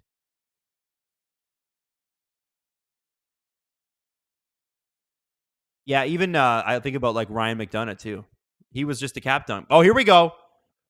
Seeloffs with a great angle on that shot. Jason Zucker was really well positioned. It's a tough angle, but still, you get a rebound on that. That could be a goal. Oh! Miller with a good little play in deep to Suter. Man, Besser and Miller just look so different this year than they did last. They're so good in the playoffs, these two. They need to score more, but like Nashville's making it hard. I don't blame them for it necessarily. I also really like Suter on this line. Like the Lotto line's great, but I think Suter's done a great job. Oh, we got an almost shot there. All of them avoiding the stick like it's pee-wee hockey and it's practice. Stick on the ice. Moving in close. Ian Cole looking for the perfect shot. Probably shouldn't. Just put it on the net. Suter. Wow, look at the pressure here by Vancouver. Here you go, Besser. Suter. What a save, UC Saros. Wow. Really, really great pressure by Vancouver, though. You got to give them full marks for that. That was fantastic. Wow. That might be their best extended pressure on a non-power play situation all series. They just have not done that very much. Nashville's done a great job of eliminating those types of things, and most of the goals have been a little bit more rush related. But that was fantastic. Vancouver needs a few more of those if you're going to beat UC. You got to get people in front of the net. You got to get butts in his face, basically. Smelly hockey butts in UC Saros' face is the only thing that's going to put the goal in. I'm going to have some more coffee. Starting to wake up again. It was I was saying earlier, it's a really kind of rainy day in Ontario, and it was hot and warm and humid, and you know how that kind of slows you down a little bit? That's how I was feeling in the first period, but I feel like I'm coming to life a little bit in the second. So glad you're all here, by the way. It's Friday night. You literally could be doing anything, so it's nice to have you here. 15:49 left in the first. Just checking the time as much as we can. I keep forgetting to do it at face-off. I apologize. Ian Cole under pressure. Two guys deep. Oh, a little sloppy exit there, but that's okay. Dakota Joshua. Oh, Zadorov with a nice little move. Where'd these hands come from? I guess according to Julian McKenzie, he does this stuff all the time. I just hadn't watched like a bazillion Calgary games recently, but damn, this guy's awesome. Also, he's a great quote in the media. Love a Zadorov story. He's the one that told everybody that Nathan McKinnon told the entire team to stop eating like chocolate bars and eat chickpea pasta. And Nathan McKinnon's like, no, I didn't say that. We're like, Nathan, yes, you did. You should just own it, buddy. Lean into it. Be a health guy. Fourth line out there again. Again, I love that Rick Tocchet is like, yeah, you know, we're pressuring. Let's get Bluger and the boys out there. I don't like, I'd normally be being sarcastic, but I actually think that they create pretty good opportunities and don't get pinned, although we'll see what happens here. This Evangelista line's been pretty good, especially tonight. He's been really noticeable. Jankowski's been good. Novak's been good. They've all had shots, I believe. So I know that Novak got a good look earlier. I think Evangelista's awesome. He's a good player.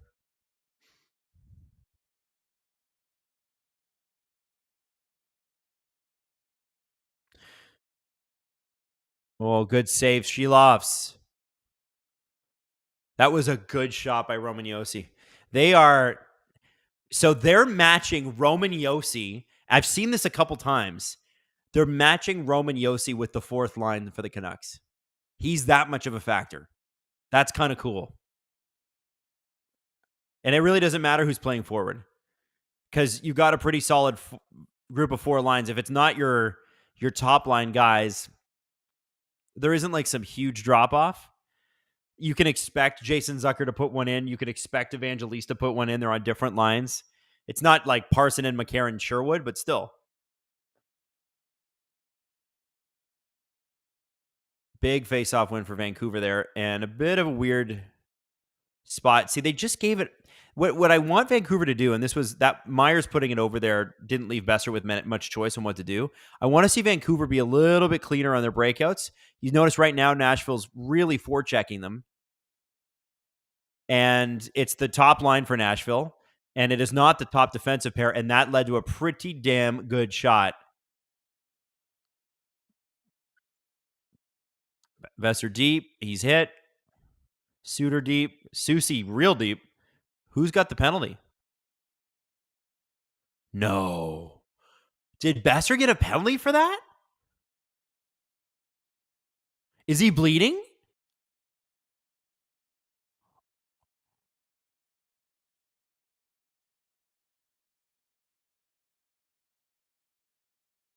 Is it 4? It's a double minor. Oh boy. This is interesting. Okay. All right, guys. Get ready.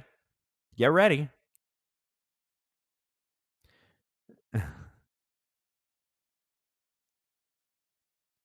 Damn.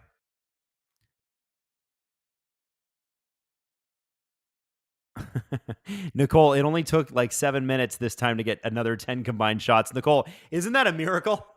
Isn't that amazing? Oh my God. I've never watched a game where it's been this difficult. But here we are. Here, can you hear me now? I just want to make sure we're doing a little mic check here. 1 2 1 2. Ha ha. You got me? Bondage Night Gale, kill me please. I don't know if that means you're a Preds fan or a Canucks fan. Period is over for him. Preds jerseys are too yellow. I feel like they look like jammies. That's from Natalie. Adam always messes up. She loves thinking about Sil Apps. Leafs legend, 1930. World War II veteran, Sil Apps. That's right. He went to war and then came back and played in the NHL and won a cup. That's a man. It's a man right there. I can't compete with that. That's crazy. When is SDPN coming to Orangeville? I don't know. When are you going to have us? We'd love to be a part of it. Tell me when we should be there. Here we go. Can you hear me? Just want to make sure. So it's wow.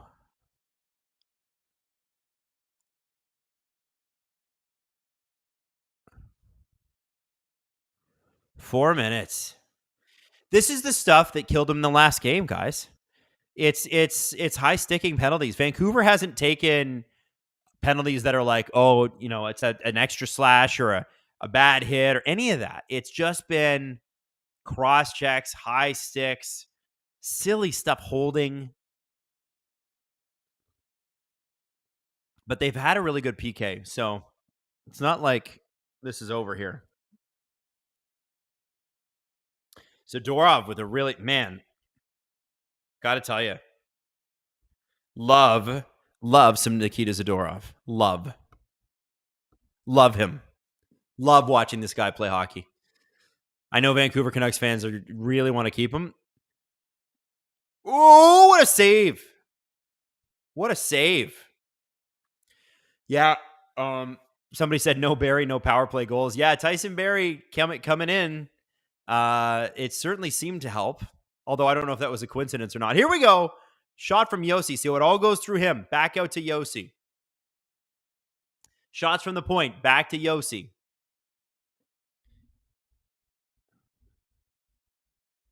Here we go. I'm just playing. Can you hear me? There we go. Oh, Ryan O'Reilly almost had one there. Oh.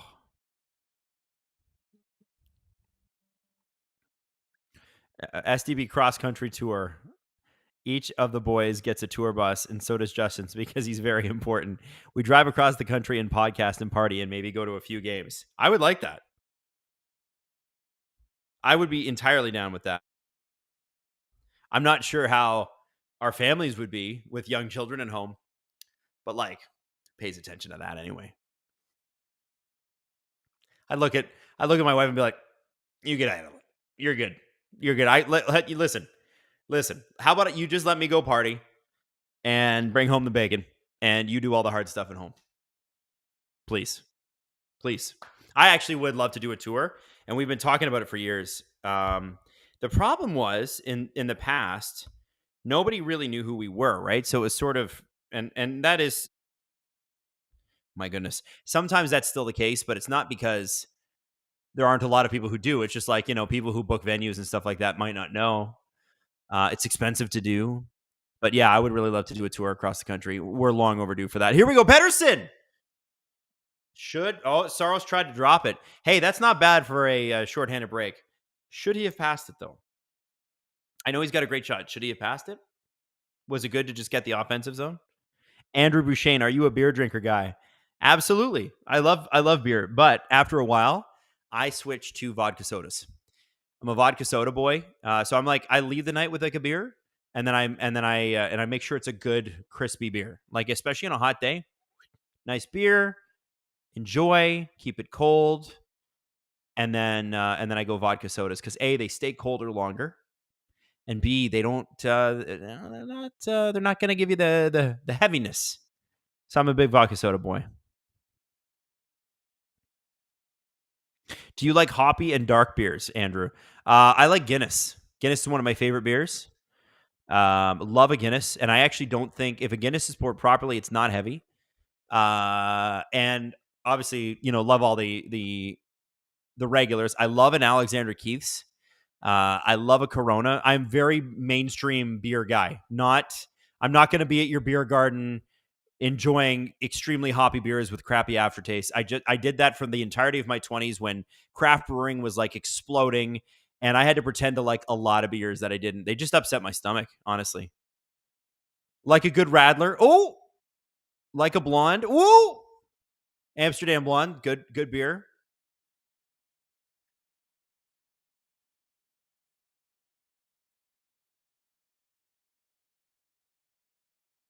Were you ever a Red Bull vodka guy? In my younger years, yeah, absolutely. Yeah, it's like rocket fuel. I actually used to drink this cooler. This is before you could get like Neutral, their vodka soda in a can. So before you could get stuff like that, you would have to get stuff like Rev, which was like a really sugary vodka fizzy drink, is like the best way I can describe it. And because I didn't like beer, I used to drink this stuff called Blackfly, which is an Ontario brand, and it's the color red. And I'm not sure what you know how you can taste the color red, but you're not sure if it's cherry or strawberry or raspberry. Oh man, Nashville's had some good looks on this. Anyway, I used to drink Blackflies, and that was when my stomach was in a different place than it is now. My stomach cannot handle that stuff. Guinness is muddy water. Get Murphy's or Beamish, to be honest. That's Connor O'Shea. And you're an Irishman, Connor. What's the other? Oh, all right. We're getting a little angry here. We like a little. What is Sissons going to do to Tyler Myers anyway? He's 6'1,000,000. What's the other really good? Okay, so Guinness beers similar to Guinness. Yeah, so Beamish is one of them. There's one that I'm thinking about. Kilkenny. I really like Kilkenny's. I think those are really good. Back when you guys mentioned Mike's Hard Lemonade. Mike's Hard Lemonade, yes. Okay, you guys had Blackflies too. Yes, cranberry vodka slaps though. So when I grew up and stopped pre-drinking so much because I had no money, and especially in Halifax, I would crush Blackflies, and then we go to the bar, and I might be able to buy like one or two drinks because drinks were so cheap back then in Halifax. It was $1 shots, and then it was $2 shots because they outlawed $1 shots. I switched to like a vodka cran, and then eventually to a vodka soda because again, so much sugar, can't handle it. F5 BOTD, Caesars are awesome. Yes, especially next day Caesars, especially if they get that little piece of bacon in them. Todd S. Kilkenny's. Yep. He's going to say Vex. Guys, I've never had a Vex. I know a bunch of people that have Rev. So Rev was the knockoff. I think Vex was like the main brand, and then Rev was just like the copy, and then I think Blackfly was a copy of those two, and it just had bigger bottles. That's what I think. And it was cheap, man. It was so cheap. Yeah. Hey, big shout out to the Vancouver Canucks for killing a 4-minute penalty there, where we just talked about booze that we used to drink. Black Cherry Mike's Hard from Alley Glitters. I never had that. I only ever had the straight ahead Mike's Hard. I should try that. I bet they still sell it. Some of those brands are gone. Like, I'm not sure if do they still sell Rev and Vex? Is Blackfly still around? Can you still buy Blackflies? We had Tornado in Quebec. What's Tornado? Gin and cran with a lemon twist. Ooh. That sounds like a summer drink. Four Loko, Gabe Ferreira. I can remember the Four Loko commercials on the radio, man. Oh my God. Yeah, Four Loko is like an original, like that, and like Mike's hard lemonade for the coolers. And I remember my buddies, like, it was like a thing back then. Oh, here we go. Oh my God, how did UC Saros keep that out? Suter had it gift wrapped it to him. A really great play by Besser to keep the puck low. Wow. UC might be on one tonight, guys. Might have to drown our sorrows. Yeah, you get it? Here we go. UC might be back on his A game, guys. And that is dangereux if you like goals. If you don't like goals, if you're like goals suck, if you're basically your name is Barry Trotz, probably. You're gonna be happy with that. If you do like goals, I think sorry about our lucks, guys. I like goals. You probably like goals. Barry Trotz doesn't like goals. UC Saros hates goals. Did you ever get kicked out of the Liquor Dome and then smash a donaire? If not, then shh. I never got kicked out, but that was because the radio station I was working for. Well, I'm not an obnoxious drunk. I don't get into fights or anything. So, but I'm not saying that that's what gets you kicked out of a bar. You can just be too drunk or be in the wrong place at the wrong time or whatever. But our radio station worked with the Dome. We used to do these live to airs. Remember when radio stations did those? They'd be at a local club and it'd be like, it's like, yo, what's up? We're live. Coming to you from the Dome. Fahrenheit Fridays, 101.3 The Bounce. I remember I got to do one of those live to airs, and you got paid extra for that. I got an extra $100, and I just lost my mind. I was so excited to make that money. And yeah, it was so much fun. I wore like a blazer from Zara and blue jeans, and they might have had rips in them. Oh yeah. Oh here we go. A little bit of a tussle. When will the SDPN World Tour happen, or will I have to move to Canada? I'm down. Jan Cruz. You know what? I think if we had our way, I think we would do the major cities in Canada, of which I include Halifax. I think we would do we do it in pieces, right? I'd like to do most of the hockey cities in the States, ideally. Maybe as the kids get older and they become less hard to manage. And then I think we also need to do Europe. Like, I want to do London. We've been asked a few times. We asked Manchester.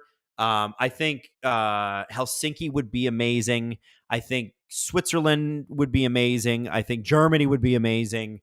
Sweden would be amazing. Stockholm would be perfect. I think we could do all that. I think it's crazy. The listenership is like right around the world, which is so cool. And Europe is so close together that, like, when Steve went over to Sweden and he had a bunch of people outside of the Avicii Arena, yes, that's the real name of the arena, Avicii Arena, they were from all over Europe, because it's like, I don't know, $50 to fly, which is also crazy. Oh, come to Barrie. Yeah, I know, Joe.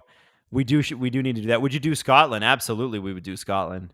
You got to do the UK. Student in Manchester, and the crowd for university hockey games are wild. Really? Okay, Manchester was one of my favorite cities when I went over. London is my favorite city of all time. London, England. You can't convince me otherwise. It's my favorite place. I freaking love London. I loved Liverpool, and I loved Manchester. And I know people kind of look at you weird, and they're like, you liked Liverpool? Dude, Liverpool is so fun. You got to go to Liverpool. It's amazing. And it's where the Beatles started. It's sick. It's amazing. Go to Dildo, Newfoundland. You know what? Maybe. Come to Denver. Producer Drew notwithstanding, Avs fans would love you guys. Well, I'm sure they'd love Drew too. Connor O'Shea, come to Ireland and see a hurling match. You'll see why Toronto were called the St. Pats. What is a hurling match? 7:22 left in the second period. This game is looking a lot more open than any of the other games. It seems like both teams really want to push for that first goal. Vancouver got a really great opportunity a few minutes ago, and it's too bad Suter couldn't bury it, but that's all because of really great positioning on UC Saros off of a rebound that bounced off his pads. Obviously, as a goal, you want to absorb as many of those as you can, but you can't do it all. And UC Saros did the next best thing, which is what UC does. Positions, positions, positions. He always knows where his posts are. He's amazing. Love on the stream that you have to specify London, England, or people will think you mean London, Ontario. I like London, Ontario a lot. I've never had anything but fun there. We've done some live shows there, and it was awesome. But yeah, London, England is my favorite city in the world. Sorry to London, Ontario, that it couldn't be you. Here comes Quinn Hughes, Connor Garland.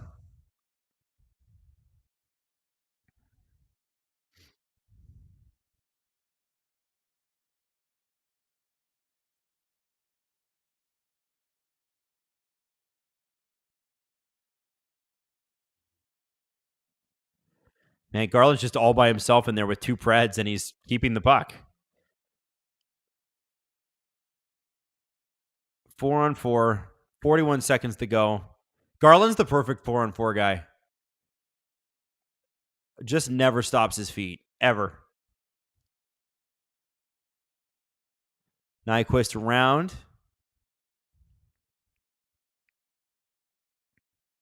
I can't tell if 4-on-4 has been beneficial to the excitement of this game or if it's just the same. Feels like it's been just the same. Barry Trotz's system. It works in every position.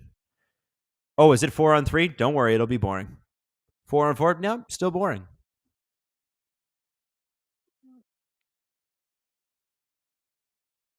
Come to Finland and stream the NHL draft from here. The Midnight Sun is fantastic. I've always wanted to see that. I've always wanted to see that. Plus, some of the best F1 drivers. Finnish. Hakkinen. Bottas. A few others. I specifically think of Hakkinen because I'm a McLaren guy.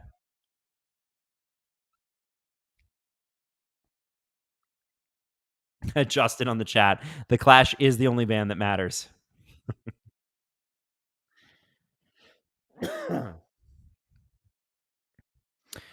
I feel like Pettersson got kidnapped and replaced with aliens. Jan Cruz. He's got to be hurt. This is not the Pettersson that any of us watched this year on the lotto line. He's fighting something. I don't know what it is. I can't even tell. Like, it's not like he's out there wincing, but he doesn't have that pop. Oh! Shilov's just... That was... So, interesting point, and I meant to bring this up earlier, but of course, stream of consciousness, I've just been flying all over the place. See what Zucker does there? We're going to commercial here, but Zucker drives the net. Haven't seen Nashville do it much. Haven't seen Vancouver do it much. It's a lot of set play coming from the outside, especially when you got pressure in the zone. Nobody takes the puck and drives. And I know that NHL players are perfectionists, right? They're going to want a great set play, perfect shot, whatever. I would love to see it. Here's a stupid idea. Quinn Hughes, who can stick handle his way out of anything. I'd like to see him just go, okay, I'm going straight at the net now. And if he goes straight at the net, a Nashville player is going to challenge him. But if he can sidestep him or he can move the puck to the side or whatever, I would like to see them a little bit more of a challenge on the offensive side from both teams. I think that Nashville could do the same. I mean, Yossi is a big point shot guy. That's always what he's going to do. But to me, be nice. Be nice. Mika Hakkinen. Nick Greco, it's a scripted game, so obvious.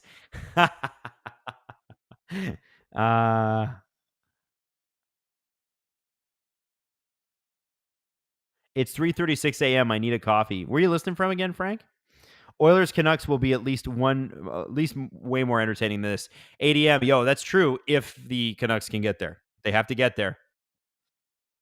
By the way, everybody who's talking about the bands in Manchester, so true. Amazing bands, amazing music. Entertainment business, it's a joke. Watch how these players act and respond. Nick, you're really on this, man. You really think this is scripted, huh?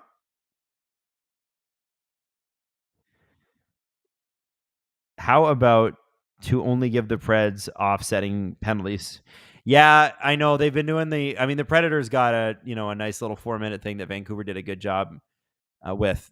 But I don't think, Vancouver hasn't had a clear power play. Although I got to be honest, Nashville's played a clean game. Can you point out anything where you're like, oh yeah, Nashville deserved a penalty on that? I can't. This hasn't been a chippy series. It's just been like a series of two teams that feel like they don't know each other and, I guess kind of don't like each other, but it's not like, I don't see hatred here. I don't. I'm not seeing JT Miller like see red mist, which he can. I'm not seeing Ian Cole lose his mind.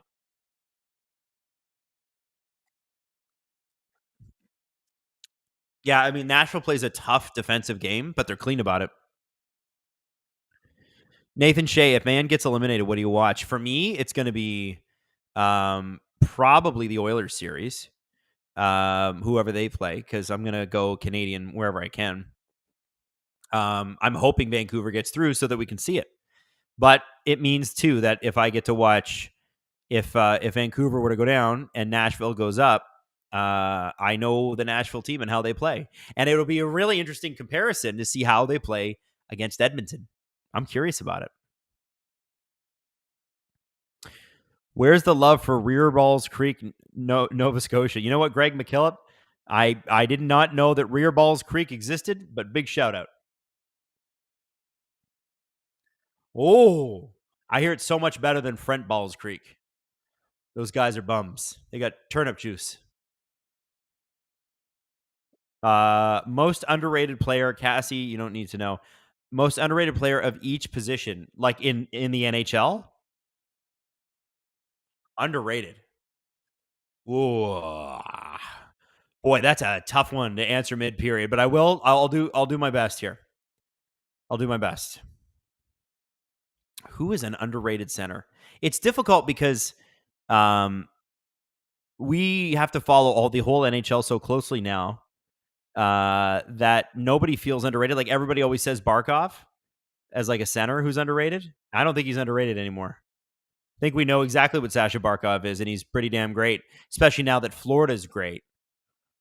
Let me see here. Well, I don't think people realize how good Jack Hughes is. I know we've talked about Jack Hughes, but I don't think people realize yet how good that player is going to be, assuming he stays healthy. Injuries this year really derailed him. So I'll say him. I'm just going to name 3 forwards. Yeah, Jack Hughes I still think is criminally underrated, even though everybody's like, yo, that guy rules. He's so good. Oh! Good little play here. Good pressure. Besser. Oh, looking for the set play. Here we go. This is what you need. Smelly butts and face. Oh, man. UC Saros gets down low.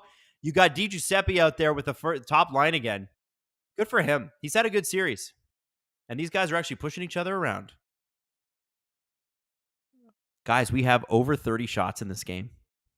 We only had 10 shots total in the entire game at the end of the first. This has been a much better second period. Trocheck is underrated. I love Vinny Trocheck. I think he's awesome. Most underrated, Travis Konechny. He's a top 5 player in the league. I don't think Travis Konechny is a top 5 player in the league because to be top 5, you got to be Nathan McKinnon, Connor McDavid, Leon Draisaitl, Austin Matthews, and who am I missing? Travis Konechny. I don't think he's quite at that level, but I don't think that means he's bad. That's not like me going, this guy sucks. He's pretty great. Like even Sidney Crosby, like I would still take probably Sid in a skills comp versus Konechny, but I love Konechny, and I'm mad they didn't draft him. The Leafs could have had him. Canucks firing on all cylinders? No. I don't think the Canucks are going to get to all cylinders in this series unless this game truly gets away from Nashville. I don't think Nashville's going to let them. I do think in a Edmonton-Vancouver series, the Canucks will absolutely be able to fire it up. Absolutely. Sherwood pushing Roenick around. Yeah, like Roenick's not going to fight you, pal. You're not that guy, pal. Not that guy. Dylan DeMello. This is my only way to watch a game, thanks to STPN and Adam. Well, thank you, Frank. I appreciate it. Jake Gensel was labeled a Crosby merchant and has been so good for Carolina. Definitely underrated. Mitch Fish, you are right. He's been spectacular. I had somebody who's close to me that really knows hockey. And I'm talking about nuts and bolts hockey, not like the rumors of who's getting traded. Just a real, like, total X's and O's guy. He's a coach. And he said when Gensel was traded to Carolina, he's like, I'm curious to see how this goes because he's a free agent at the end of the year. And free agents and high goal scorers tend not to do that great in Carolina. And he's killing it. To me, it's just made him more money. I don't know where he signs, though. Jacob Trouble. Trouble. I love Jacob Trouba. When does the opinion change on what the Leafs do in the offseason? Third round or cup final? Meaning like blowing part of it apart, new coach, potentially trading one of the core four. I think Gabe Ferrero is talking about. My belief is that it's got to be the third round. You've got to see something you've never seen before. Otherwise, you keep seeing the same thing, which is why you would need a change. If you keep seeing the same thing and you're not happy with the result, which they can't be, you can't be happy with the second round. If you're happy with the second round, what are we doing? We're wasting the best years of, these young, amazing players who are still in their mid-20s, mid to late. But this is where they're supposed to peak. So, and you're seeing that with William Nylander this year, especially. Man, what a breakout year he's had. And he was always good, always very good. But he should have had 100 points. Didn't quite get there. 96, 40 goals. Unbelievable. Unbelievable.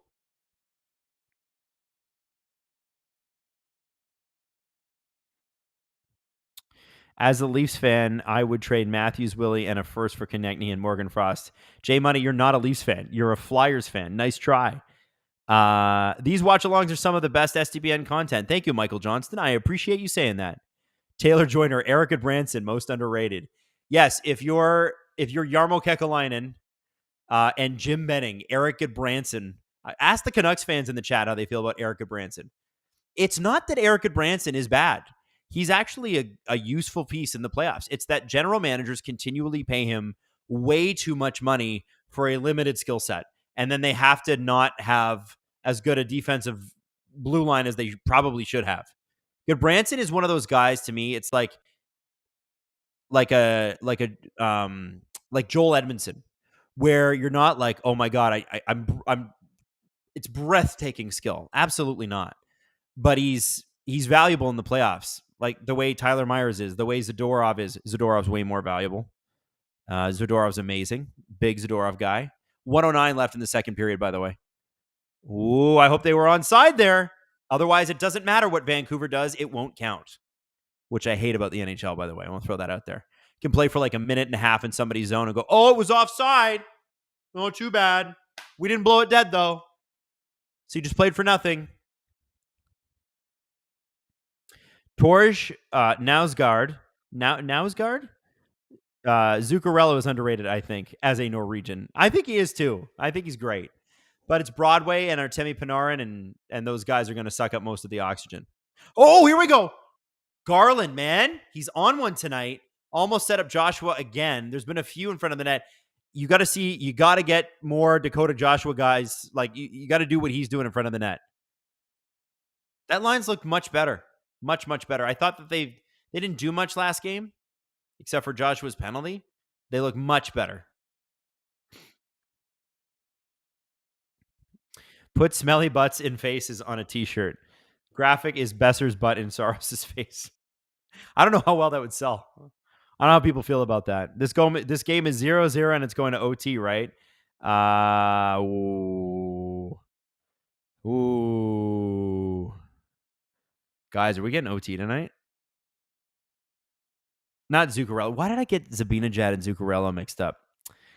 Yeah, sorry about that. Yeah, I know where he plays. He plays in Minnesota, and I remember that because Paul Fenton said he was like a lizard, and he said that he was like, this is so weird. This quote was so weird before Paul Fenton got fired, but he was like, he's like a lizard. He just sticks out his tongue and grabs the puck.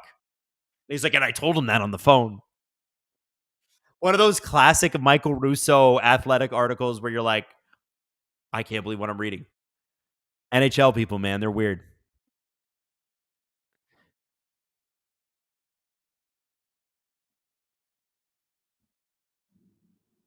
Intermission random question. What's your favorite Premier League football team?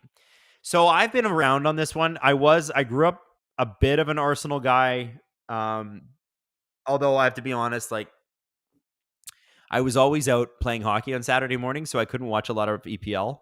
But I was only an Arsenal guy because a girl at camp that I liked when I was 10 was an Arsenal fan. And then I went to Europe and I went to the UK, and the city that I had the most fun in was Liverpool. And I've never told anybody that. But I kind of have a soft spot for Liverpool. And I know all the Manchester fans in here are going to just die hearing that. So I haven't decided. I will tell you that I am a Juventus fan. I follow Juventus as much as I can.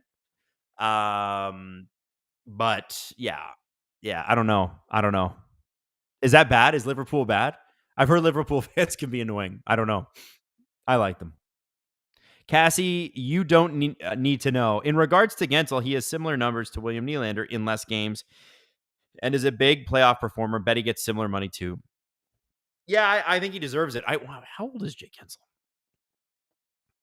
The one thing that the Leafs have is that they, and Carolina has this advantage too, is they could sign him to that extra year, right? But the Leafs always sign people at like the top of their value. So here's the thing. Gensel's never...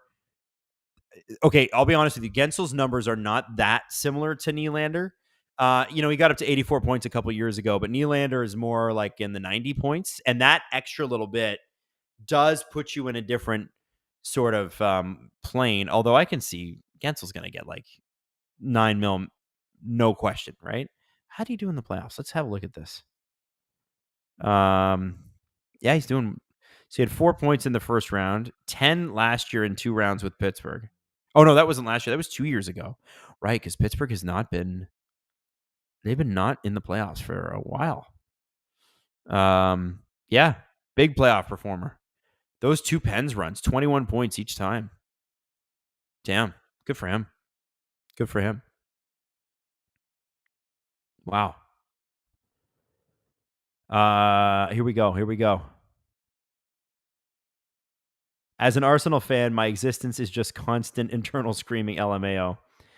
You should compromise and support Everton. Your Arsenal fans won't be pissed. I think they might be. Justin Fisher is a Premier League guy. I know that. He's West Ham, I'm pretty sure. Yeah, he's a West Ham man. Juventus can go to hell from Frank J.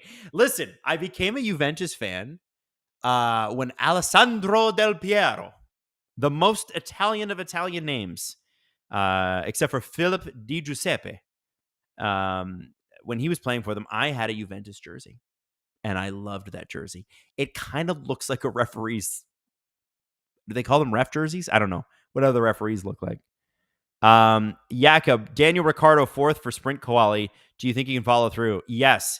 In fact, Tim and I have been on the Daniel Ricciardo's actually racing well train for a few weeks now, and we've been catching shit in the comments about it. And I've been annoyed with it because he has had bad luck in the races, had to retire the car the last time because Stroll scooped him from behind. But Daniel Ricciardo was not a fluke last year when he came back for AlphaTauri. Remember, he broke his hand. I know it's cool to hate on the guy, but dude, Daniel Ricciardo, don't slander the man. That team is legit this year. I think he's great. Okay, Del Piero was great, but that club is one of the shadiest in Europe. Yeah, but like, okay, fair enough about Juventus and fair enough about shady, but let's be honest. it's league football. They're all shady. They're all shady. Like they're all shady. You if you follow it, which soccer's a hard game to follow because it's so many teams, so many leagues. I'm always blown away by the people who are like experts in Mexican soccer and then European soccer and then MLS, and they eat it alive. It's amazing. To be able to retain that much information. I have a big head, but I don't have the ability to memorize that much. I'm always blown away by the coverage. It's why I like F1 so much. The drama in Formula One is bonkers considering there's only 10 teams to follow. And soccer is like that times 100. It's wild. It's absolutely wild. They aren't all shady like Juve. Okay, they're not all shady like Juve, but let's be honest. Name a top league team. Is it Real Madrid? Is it Barcelona? Is it anybody in the EPL? They're all a little shady. A little shade. It's how you win. The freaking Patriots were shady, man. They were like taping people's practices and deflating footballs. That's not cheating? It's a little cheating. It's a little bit cheating. It's a little bit cheating. I've thought a lot, the Cheshire Cat, I've thought a lot about Phil Kessel. Okay. I'm glad. Chris Ripley, he broke his hand. Daniel Ricciardo broke his hand, but how can you respect anyone clumsy enough to do that? I say bully him. Yeah, maybe not. So here's what he did.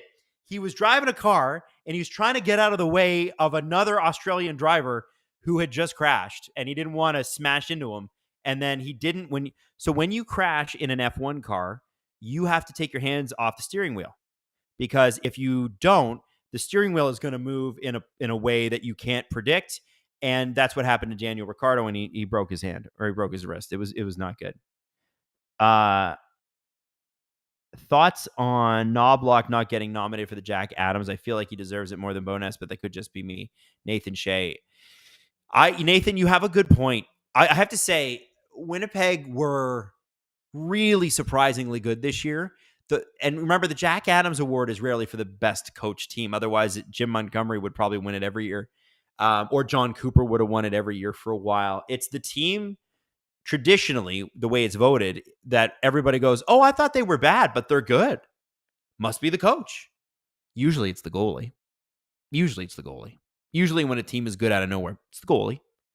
But the coach. So we give it to the coach. As long as you dislike Manchester City, you're awesome to me. Man, growing up, Manchester City were such a non-factor. And it's funny, everybody's saying screw Manchester City. It's funny, now that they've been bought and they're spending all this money on players, it's so hilarious to watch the backlash to it, because it's what they literally are following the Manchester United playbook, which is spend a bunch of money, buy the best players, and win. And Manchester United has, for years, had super rich owners, although their owners right now, I know they're driving you nuts. Believe me, I know. But they've also developed well. Their system, when they pluck like 12-year-olds out of school and they're like, all right, come to the academy. They've developed some incredible players. Adam, since you like F1, you ever watch MotoGP? Yes. And you should ask Justin about it, because I think he's watched more in MotoGP than I have. It's one of the most insane sports. If anybody doesn't know what I'm talking about, we're talking about motorcycles. And the way those guys race, especially when they get into a speed wobble, so they're leaning into a corner, and then for whatever reason they catch a thing, and the whole motorcycle literally goes like this. And these guys, some of them I've seen in like TikTok videos, jump off the bike and surf on the pavement and then jump back on the bike again. It's a whole new level of this close to death that I never want to get close to. But oh my God, they're unbelievable racers. It's crazy. Messi or Ronaldo? Messi. And that's nothing against Ronaldo. Messi. Also, I love that Messi's in North America now. It's amazing. So you know what? Maybe it's time for me to take a quick break. We're going to play a clip from the STP. I'm just going to look up which one it is. It's going to be, are the Bruins feeling the pressure heading into Game 7 from the CJ show today? By the way, CJ show today, once the stream's done, if you're not doing anything tonight, watch that show. Chris and Julian have been on a heater these playoffs, and it's been amazing, and you got to check it out. So do that. It's going to be about 5-10 minutes, and then I'm going to be back because I need to go to the bathroom. How's that sound? Enjoy.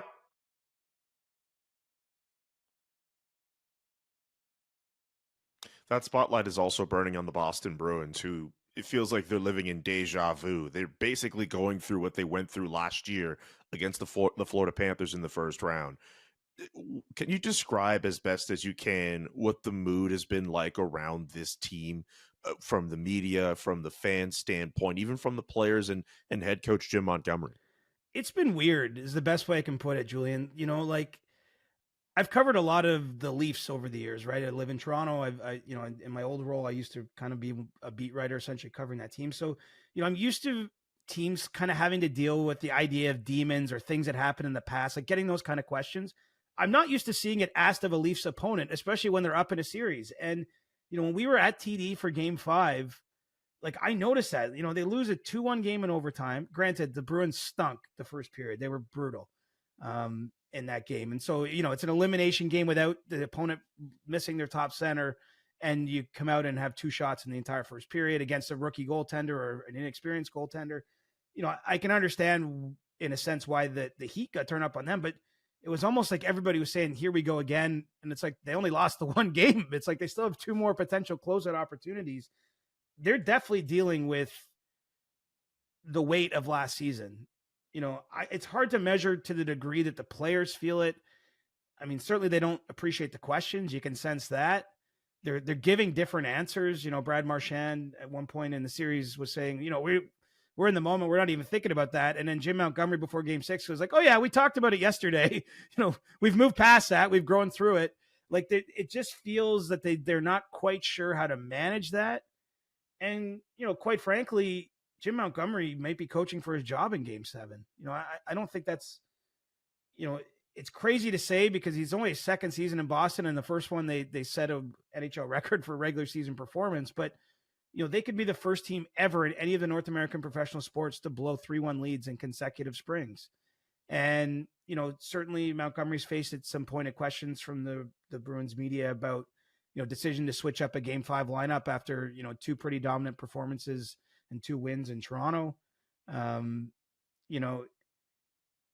don't think you can question his goaltending decisions, switching away from the alternating goalies to Swayman, even with them losing the last 2 games, as I say, I don't think you can pin those on Swayman, but they're all going to have to stare that in the mirror. And the sort of rule of thumb is you would always want to play a Game 7 on home ice. I mean, it might be kind of a weird environment because they lost that Game 7 to Florida on home ice last year. They're actually leading into the final 2 minutes and gave up a late goal in regulation and then lost in overtime. And I just feel like there's going to be a little bit of uncertainty in the air. There's certainly going to be more questions before the puck's dropped on the game, as they get home to the Boston media on Friday and asking about those demons. And so it's funny, 2 teams really that kind of carries some ghosts. And I know obviously the game's played with the current players.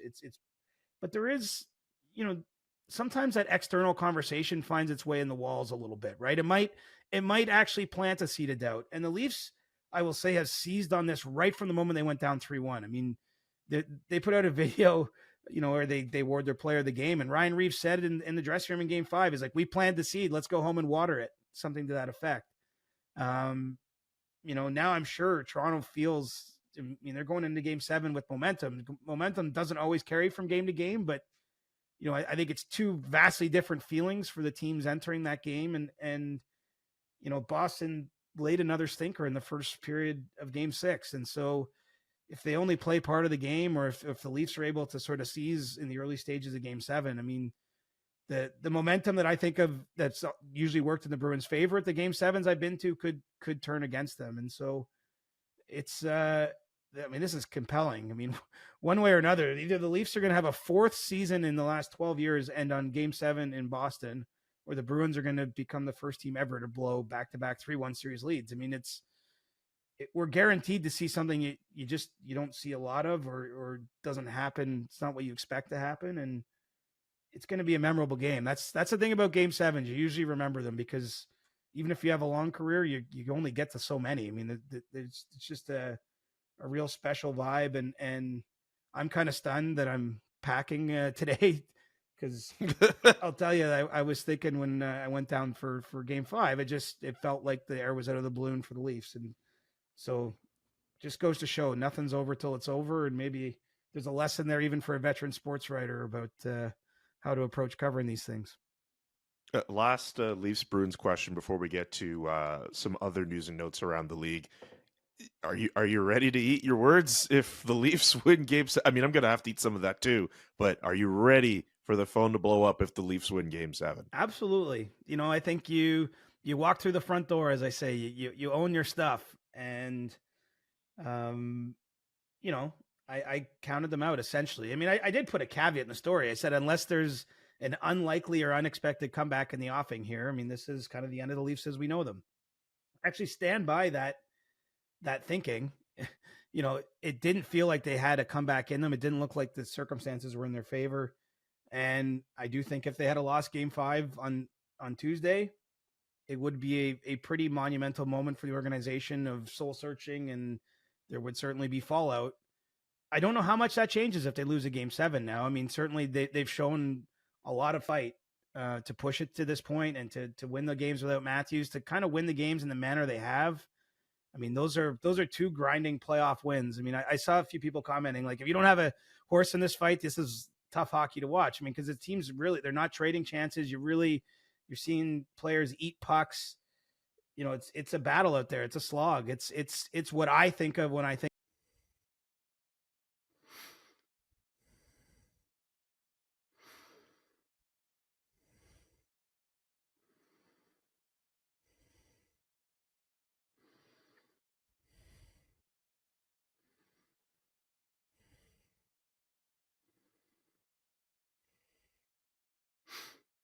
Oh, am I back?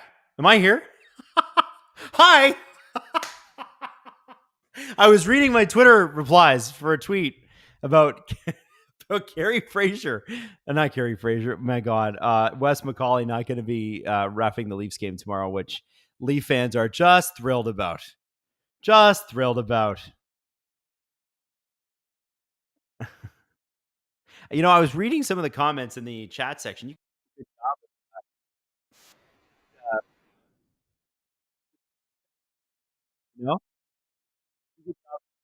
Why don't we keep the conversation going?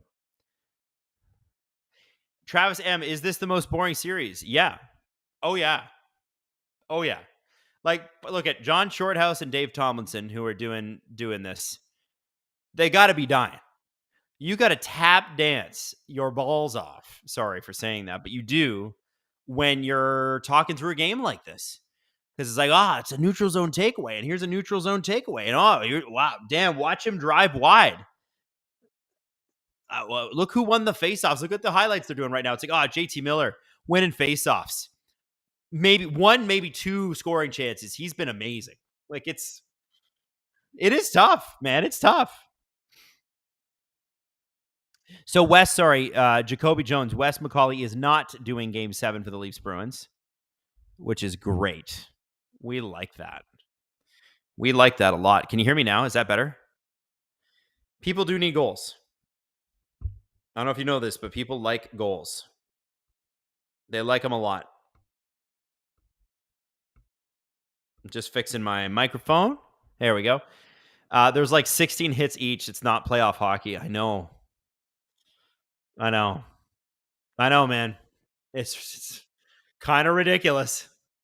This is the least exciting series that you could possibly watch. And I'm so glad that on a Friday night where you could be anywhere doing anything, you're hanging out with me. Shout out to everybody from Europe who's watching still. Shout out to that one person from Japan where it's Sunday morning. So weird. So very weird. How did the rest of the weekend go? How is the future? 9:33 left in the third, just getting us everybody caught up. There was more shots in this game than the Leafs last night. What's wrong with you? Okay, well, doesn't mean they were exciting shots, okay? I'm not saying last night's game was exciting, but this is not a diss to either of these teams, but it is the most boring series. End of story. That's it. William Pilling, winners getting mopped by the Oilers. Yeah, I wouldn't be so sure about that. You got to see them play. I agree with you. I think the Oilers would go in as the favorite, but I think Nashville would be a pain to play, although I think the Oilers would deal with them in about 5 games. I think if Vancouver were allowed to play their game and against the Oilers defense, they could. Like, let's just call it what it is. Edmonton Oilers defense is porous. If Vancouver could control possession for a couple periods, every 3 periods, if they get possession numbers in their favor 2 out of every 3 periods, they get a good shot at winning. Would be nice if they had their starting goaltender in. Like, I do feel bad. Shvilovs could be facing Connor McDavid and Leon Draisaitl all night. But yeah, I mean, that's just the playoffs, baby. Mikheyev blocking a shot. Zadorov wide. Like, come on, guys. Let's get this going. We're 0-0, and there's 18 minutes left, by the way, if you're trying to align your clocks with me. Happy Saturday morning from Australia. What's up, Caleb? What about the winner of Toronto-Boston being mopped by the Panthers? I think there's some wisdom to that. But again, it only takes 1 game for a player to get injured. I'm gonna alert you to somebody. The Leafs, Matthew Nyes was like the factor for the Leafs against the Panthers last year when they won game 2, and then he got taken out. Or was it game 1? He was awesome anyway. And the Leafs just didn't look the same without him. I remember when the Leafs were playing Columbus, Jake Muzzin got injured in like the 2nd or 3rd game, and the Leafs blew the series. And sometimes it does come down to that one guy. Is Bennett back yet, by the way? It was Bennett that was injured, right? Didn't he break a hand or something? Oh!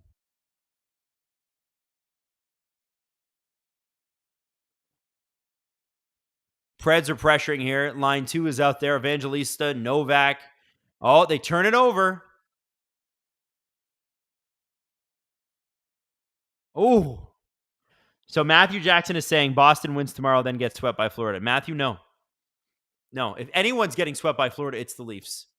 Don't you dare. Joe, if there was ever a guy for a series with no goals, it's you, Adam. You got that silver tongue. Well, thank you, Joe. I appreciate that. I got to tell you, it's, I expected more. And I got less. And that's okay. Sometimes that's what you get.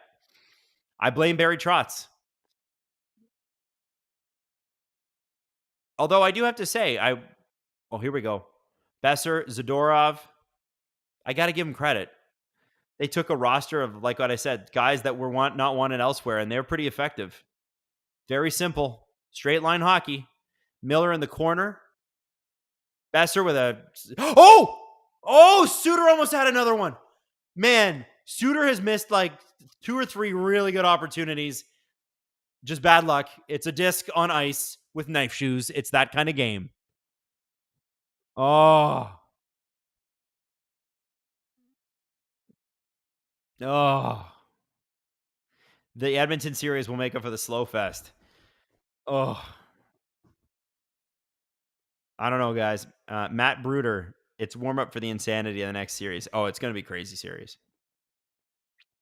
We're starting to, and we're not there yet. We're starting to get to the territory of next goal wins here, guys. Because oh, wow. What a save by Saros. Suter's had a good game. He's been in the right spots. Exactly what you need from that guy. If you're not going to have the lotto line together. 17 Scylla, you still alive, Adam? Yeah, I'm here. Hey, we got 40 combined shots. That's big. That's a normal full game for us.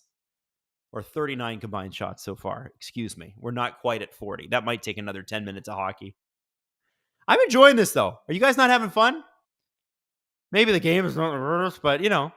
Oh, there's our 40th shot, and it comes from Connor Garland, who's had a good game on a backhand. That's where we're at, guys. That's how desperate we are. I know it's part Nashville's fault, but if Van wants to score and win versus the Oilers, they need to find ways to score. Ezekiel, you're absolutely right. And I was going to say before Suter got the shot on Saros there that Saros robbed him on, I am surprised that Rick Tocchet and his staff have not designed a better plan earlier. Tonight they're getting chances. Not as many as you want, but they are getting chances.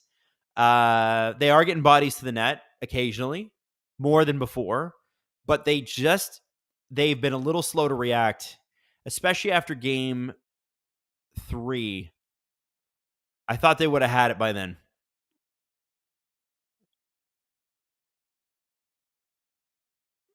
Leafer 55. I'm stoked for like 2 to 3 periods of OT of this. Are you guys going to stick with me for that? Can we hang out? Please don't leave me here alone with these two teams. Please don't do that. Please, gosh.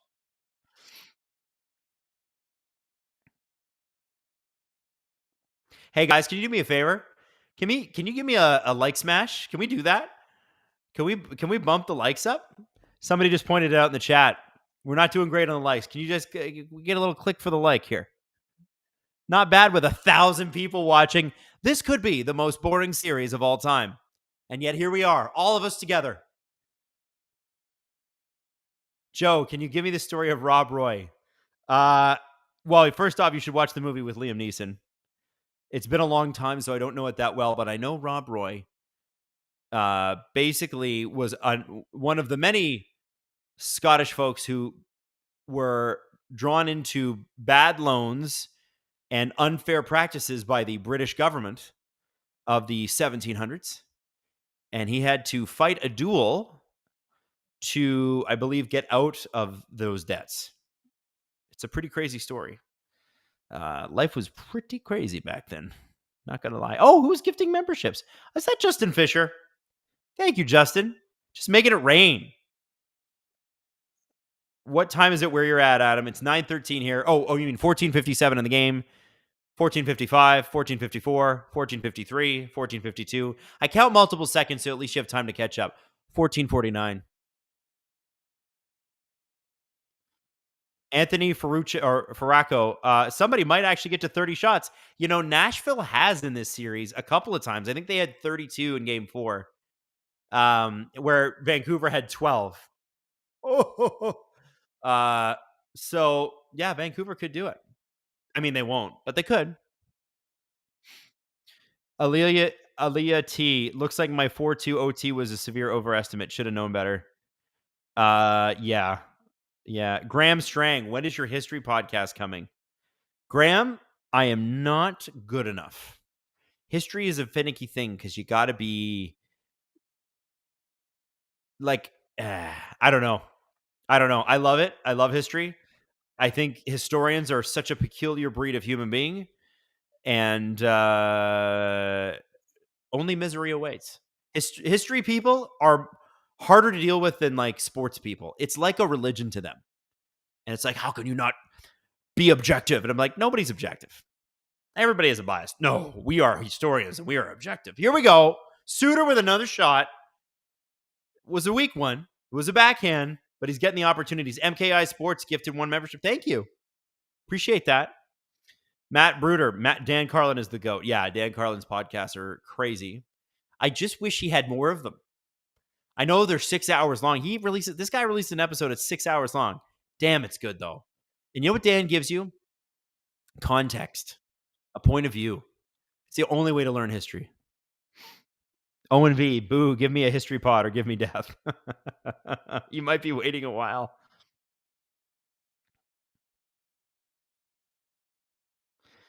Man, what if you made it more like discussion, like history hot takes or something like that? The Freak Show 777.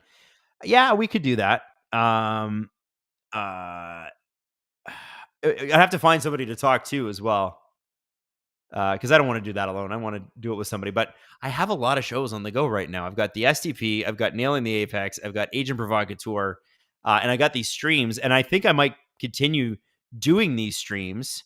Might continue doing these streams next year, just in the regular season. Why not? Maybe I'll just pick a night and be like, whatever game's on, that's what we're doing. Oh, this is good to hear. I study history at university, and they constantly tell us about our own biases. Oh, I'm sure they do, but not about theirs. There is something about people who are like history. There's a difference between a history fan and a historian. History fan loves a good story. That's what history is. They're just great stories. You ever been at like a kitchen table and there's somebody there, like in Halifax, used to have the kitchen Kaylee, right? Where everybody gets together, has a few drinks, and just tells stories and tells jokes. Those people are like amateur historians. They're telling you something that happened in the past in great detail. And it's not necessarily all true, but sometimes history is best viewed through the people that lived it, right? And so, I think the best way to get people into it is context and storytelling and owning your biases. That's just me. You guys are in for hot take. Genghis Khan may have been a bad guy. No. Genghis Khan was a terrible guy.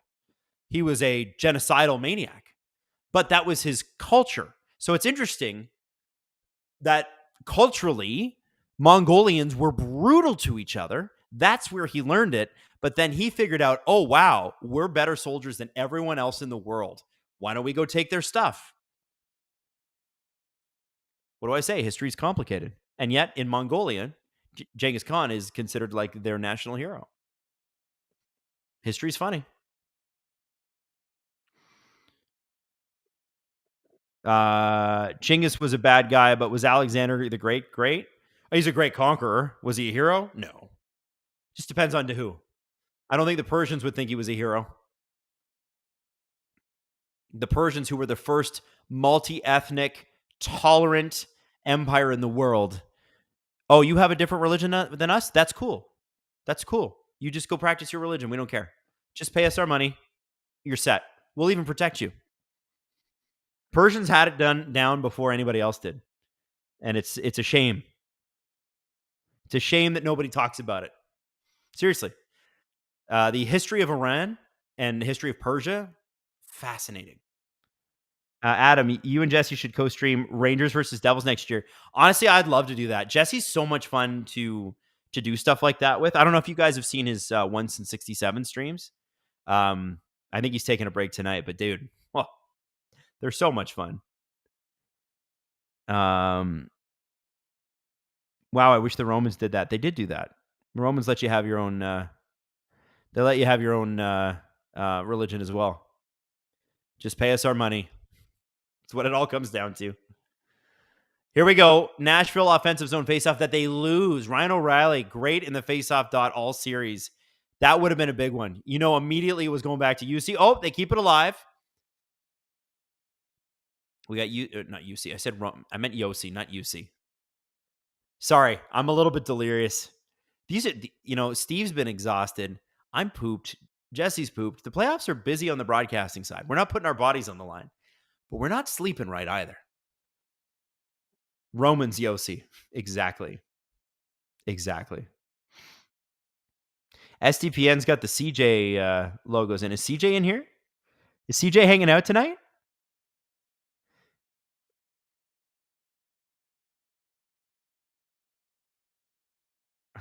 Oh.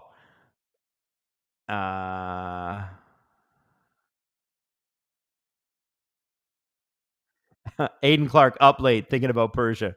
Dude. I think it's Ashurban. No, he's Assyrian. Assyrian history is interesting too. Really good. I was going to say, who's the guy? Oh man, my brain is not working. The guy from the Bible. From the Old Testament. Oh, here we go. Joshua in front of the net. Dude, how has he not scored? He's had so many. Met you in Toronto. I'm the one with the World War II tattoo, if you remember. I do remember that, DC. So many fantastic, heroic individual stories. Would totally be your co-host, or at least listen to yours. Well, thank you. I appreciate it. I think I'd just be letting people down. Is CJ here? Is he talking? Is Chris Jesus Johnson here? Not Jesus, not Moses. Cyrus. James got it. Cyrus the Great. Boom. Cyrus the Great. Look that guy up. Start there. Cyrus the Great is the only Persian emperor emperor king who's in the Bible. Cyrus the Great is the guy. You gotta look that man up. He did something interesting. He would take you over, and then he'd say, "Hey, do you have what's your religion? Okay, cool. Are there any temples of yours that we need to rebuild?" And he would give you the money to do it. He rebuilt one of the major Jewish temples, and it's still there. It's the wall. And again, please don't hate me on this one. I can't think of anything tonight. My brain isn't working anymore. But it's amazing. It's a crazy story. Cyrus the Great's a guy you should know about. Here we go. Oh, I'm waiting for a goal here, guys. 44 shots in this game. 11:19 left in the third if you're trying to align streams.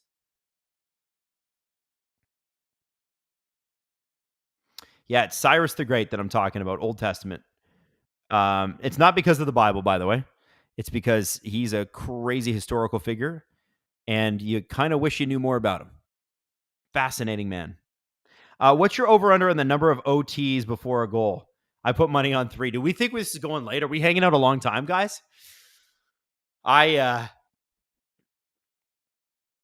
not getting that feeling yet. The game's open enough that there have been chances. Like Suter alone, had he buried a couple, like he's had 4 or 5 good shots.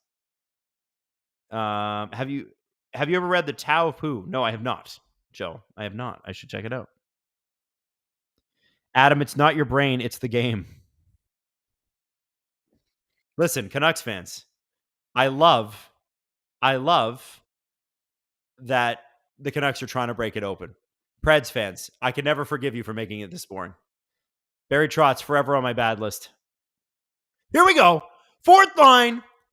Rick Tocchet loves that 4th line. Bleeger, Di Giuseppe, and Lafferty. And you see Di Giuseppe sometimes take some minutes alongside Besser and Miller. I know sometimes it's in the middle of a change, but sometimes he's just out there. Like when Suter was injured the other game, Di Giuseppe was the guy that filled in. Seems like he's got a bright future. Mugu 2. Oh man, I'm sorry, Adam, but if this goes to overtime, you're on your own, bro. No, you can't leave me. Please don't leave me. No, we're in this together now. If we're going to 3 extra periods, you're staying with me. I can't be alone on Friday night. I can't be alone. I can't be in this chat with like one other person, and it's probably my wife, Natalie, because God bless her, sometimes she comes in. Please, God, hang on there.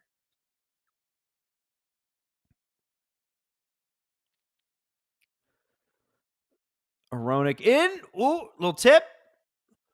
Mikheyev with a good shot. Saros has got that no problem. Saw it the whole way. Have you ever seen Hamilton on Disney Plus? 10 out of 10. Seen it on stage. I want to see it, Emily, on stage first. I have not had the chance to see it. And that's sort of embarrassing. But funnily enough, you want to hear how nerdy I am while we're waiting for the face-off here? I wrote a paper on Alexander Hamilton in the 10th grade because I took American history because I chose to take American history along with Canadian history. And he was my favorite founding father. And they're like, write a paper on your favorite founding father and why. I took Alexander Hamilton. So I'm glad to see him get the flowers that he's gotten over the last 10 years because damn, what a life.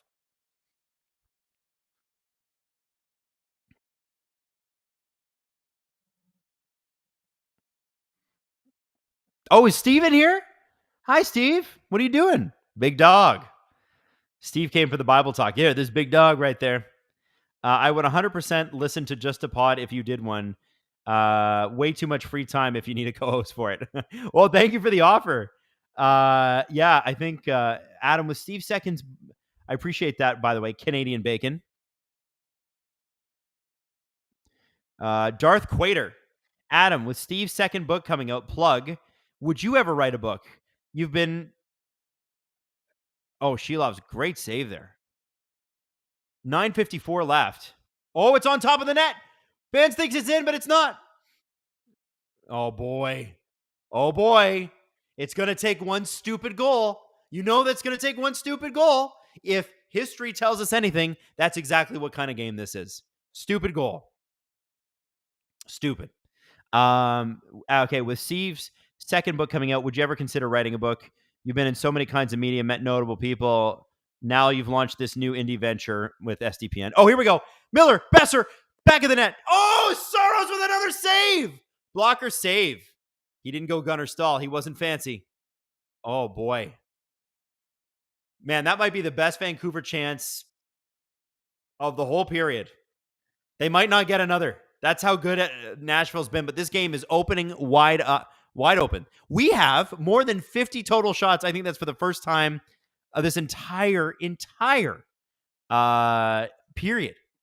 Jeez, Adam, can you give a quick history corner on how the political atmosphere of Aboriginal tribes in North America comes up? No, I can't do that right now, and I'll tell you why. It's very complex.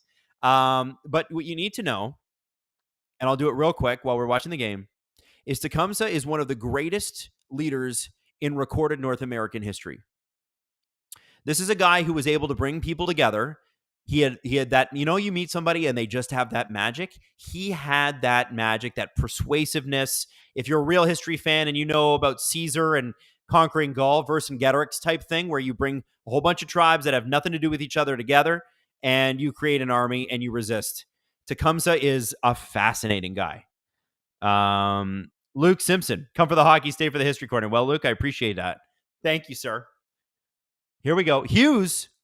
Oh, it's blocked. Oh, do we have not stripped. Kiefer Sherwood strips it, and then that's such a fourth line play. Strip the best defenseman in the series. Well, I guess, or one of the best defensemen in the series. Oh, boy, that almost went in over Shelov's. See, it's going to be a stupid goal. Sherwood strips Vancouver's best defenseman and promptly ices it. Besser. Oh, I'm surprised Besser on the replay there. I'm surprised he went high. I thought he would have gone William Nylander 5-hole.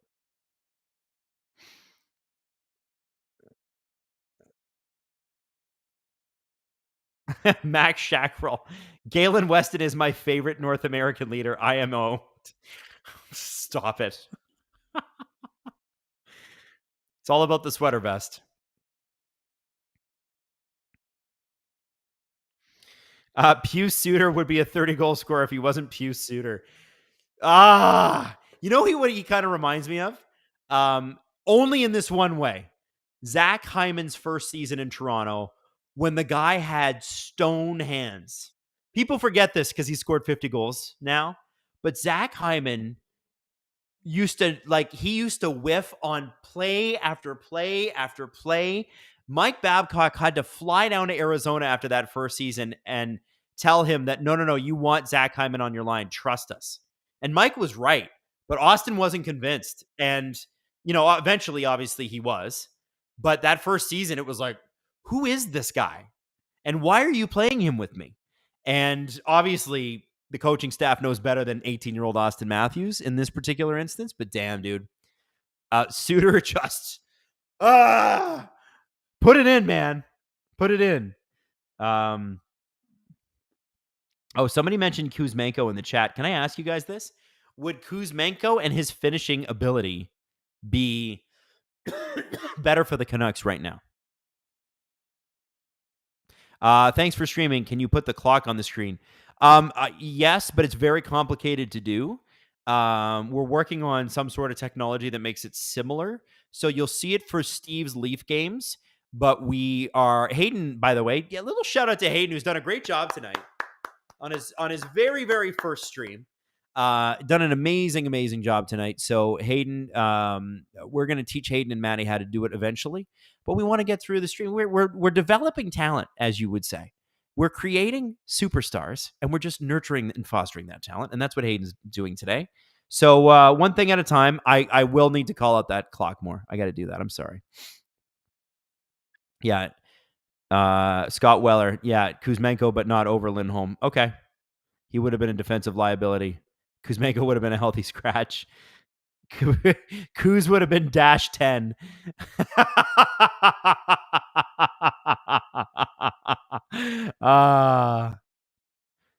Man. Okay. Canucks had so many cap issues they couldn't sign Kuz. Yeah, I get it. Or keep Kuz. You need Lindholm. Listen, Lindholm doesn't have to go back to 40-goal status, Lindholm. It'd be nice if he could be like 25-goal guy right now. Not seeing a lot of that, but again, I don't know how much of that is him. Because that line, the Hoglander and that line has looked really good with Connor Garland at times. And you're like, why haven't they scored more? 1,200 people here. Hey, guys. Welcome to everybody who's new, coming in for the first time or whatever. Are you watching any NBA games? Gavin, I am not watching any NBA games because I'm watching mostly NHL games. But the series in the NBA I'm paying the most close attention to is the Clippers because it's the battle of former malcontents against each other. James Harden versus Kyrie Irving. Cool. Also, I think the Suns getting eliminated with Booker and Durant and that's wild. Wild. Is Kevin Durant bad in the playoffs? People got to ask the question. No, he's not. No, he's not. Can we do a little, can we get some likes, guys? 571 on the likes. If you guys could throw me a like, that'd be great. Yeah, Dean 1 2 3 4 5. I know this series sleepy. Jimmy Horsbaugh, who you got? Vancouver and Nash. Oh, we are pro Vancouver on this stream. We are wanting a Canucks win. I want dancing in the streets in Vancouver tonight. I want Robson. I want it all to go. I want them to go crazy. Let's go crazy. Oh, and Vancouver's had their chances. So was Nashville.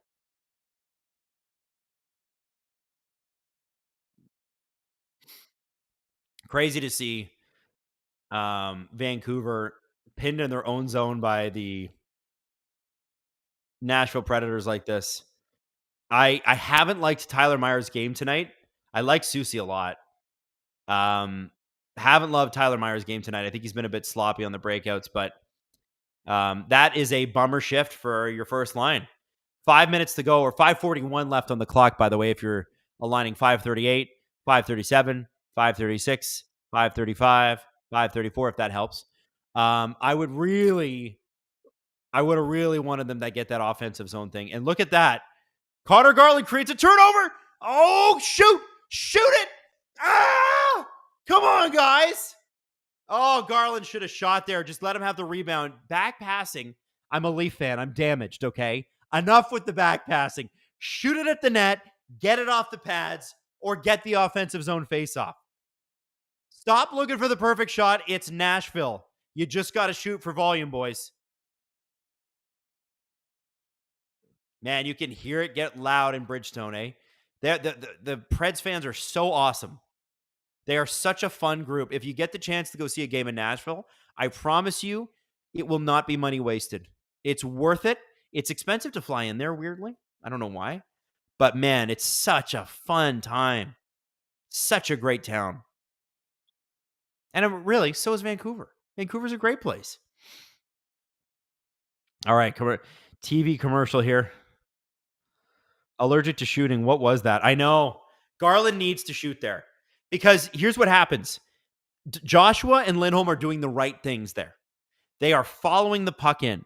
If Garland shoots, it probably goes off a knee and probably goes to one of them. If it doesn't go to Joshua, then Lindholm's right behind him in support. You got to get that rebound.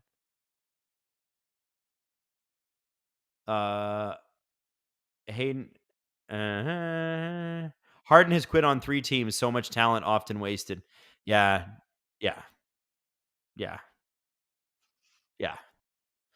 He has. And also, it was sort of interesting. Like, he's been very, very good, but how hard it was when he got intentionally out of shape in Houston, so they would trade him. It definitely felt like it took him a lot longer to get back in shape than he probably expected. Joe, hit the freaking like, you plugs. I got no skin in this game, but I love these guys and want what's best for them. So do your part and thumb it up. Thank you, Joe. Joe, man, you need to be like a warm-up back. Just get out there and fire people up. I love it. I absolutely love it. The series reminds me of the 2022 matchup between the Stars and Flames. Does it? I don't remember that being that boring. J.U. Wong, Adam, you are so right with this Leafs fan point. Please give the fans something real to cheer about. The place goes bonkers towards the end of the game. The reason the Leafs, nobody wants to talk about this, but the Leafs have broken their fans' hearts before. Fans were nervous. When you're nervous, you don't feel like cheering so much. All right, here we go. Does anyone like PLD? That's from J-Rock. I think there are a lot of people that like the way he plays, but I think people are going to get fired in Los Angeles. Oh, Nicole Kidman's there. I know she lives there.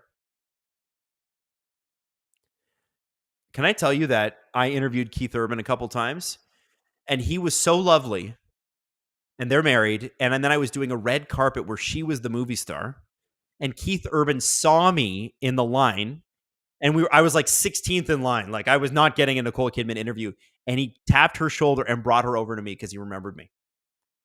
That is the kind of guy Keith Urban is. That's not the kind of guy I am. That's the kind of guy Keith Urban is. That guy rules. And was my question to Nicole Kidman good? It was terrible. I was so nervous. I screwed it up. But man, Keith Urban. I'm not a big country music guy, admittedly. Love me some Garth Brooks. But Keith Urban, I'll listen to anything that guy puts out because he's such a good human being. I love him. I love him. I will never forget that. It's one of the coolest things that's ever happened. To me, anyway.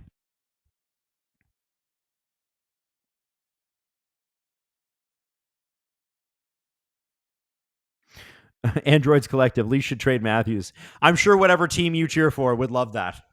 So they could have him. I don't think it's going to happen. It's offside.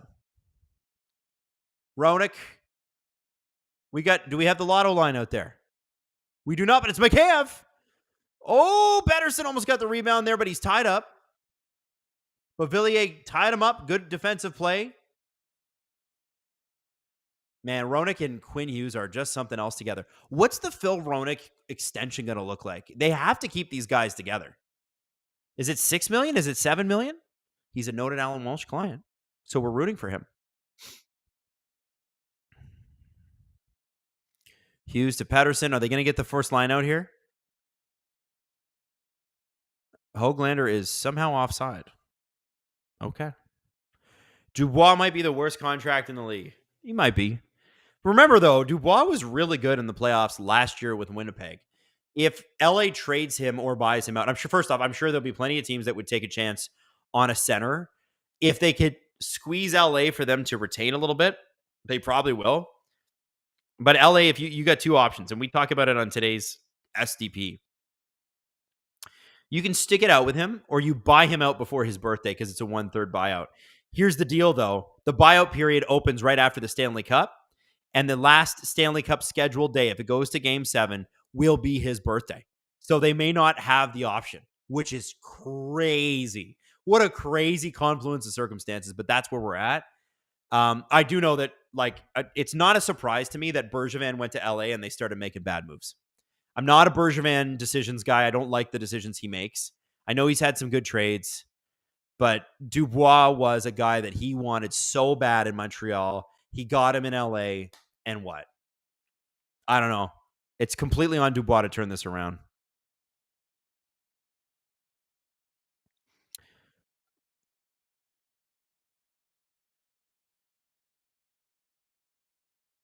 So you guys are hoping for 7 or 7.5 for Hronek. That seems fair. Although Alan would tell you it's 10 million because he's an agent and that's his job.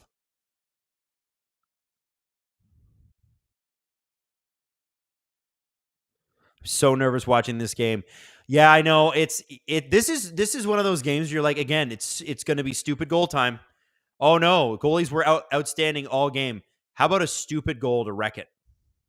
It'll be stupid goal time.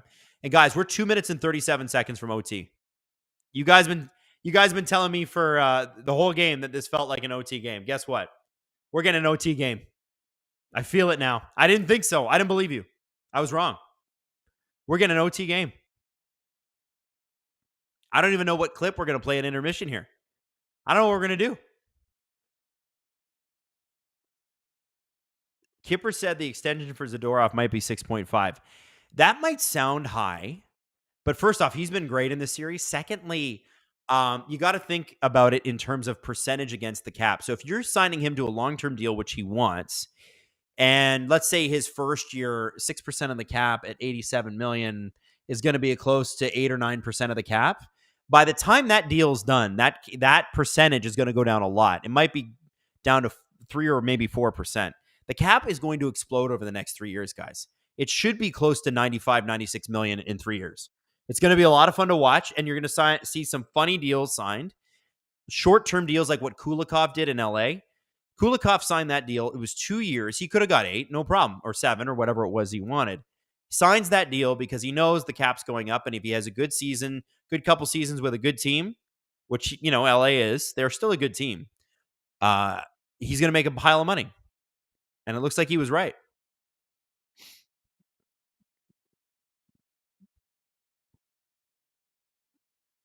Here we go.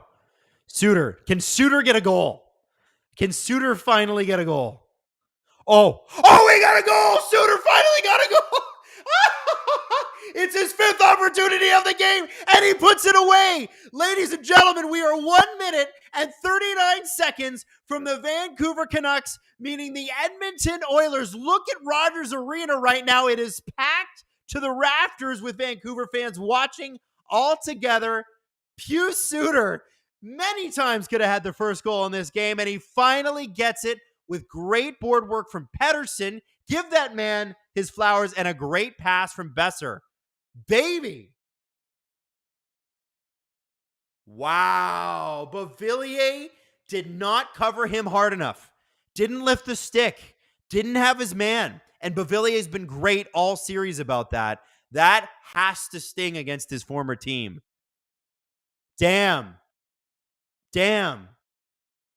Are we getting an Oilers Canucks series, guys? Are we getting Oilers Canucks, guys? All right, UC Saros, he's going to get out of the net here. This is going to get real exciting. This might be the most exciting 90 seconds of the entire thing. Vancouver fans, I hope you are on your feet screaming at your television right now. And Vancouver has not allowed UC Saros to leave his net yet. They've done a great job in clogging the neutral zone. Suter's out there. Lindholm's out there. Dakota Joshua out there. Shows the trust that the team has in these players. That's going to be icing. 1 minute to go. Exactly 1 minute to go if you're aligning streams with me. Baby. Hey, by the way, somebody just said my bracket is alive. Guys, I am at an 80% right now on my bracket. 80%. The only series I think I really blew was Carolina. No, did I blew Carolina? No, I picked Carolina to win. But I think I blew the games or whatever. Guys, 1 minute exactly, and there is a catfish on the ice. I bet the ice crew just loves picking that up with bare hands. Oh, man, that's a big catfish. That was a big-ass catfish. What do they do with that? They just throw it in the garbage? Throw it out back? Let the critters get it? My clock is showing 1:17. My clock is showing 1 minute. So if you guys can speed up and get to me. Baby. Yeah. Gravely digs. Only fitting that Suter gets the goal. So true. So true. Only fitting that he gets the goal. By the way, throw some likes my way if you can. We want to get this stream out to as many people as possible because we are a minute away from celebration. But until then, get ready to clench your buttholes, everybody. Woo! Almost. Wow, Shilovs is going to deserve a beer from these guys after this is over. Woo! Woo! Are we holding it together? 48.5 seconds. Oh, boy. 48.5 seconds to go. Boy, Suter's been snake bit the whole series. So nice to see him get one. Empty net Predators. It's going to go to Yossi. They're going to try to get down low in front of Shilovs. Or Shilovs. Oh, that is not a penalty. No way is that a penalty. That's a terrible call. That's a terrible call. He had the puck. Are you kidding me? That is, okay. The refs have not been a problem in this series at all. That's an atrocious call. That ref jumped the gun. And it's like friends don't let friends make bad calls. That is not a penalty. Not a penalty in game 6. It's a penalty in the regular season if it's game 22. That is not a game 6 penalty, guys. Look at Tocchet's face. He's like, I can't believe it.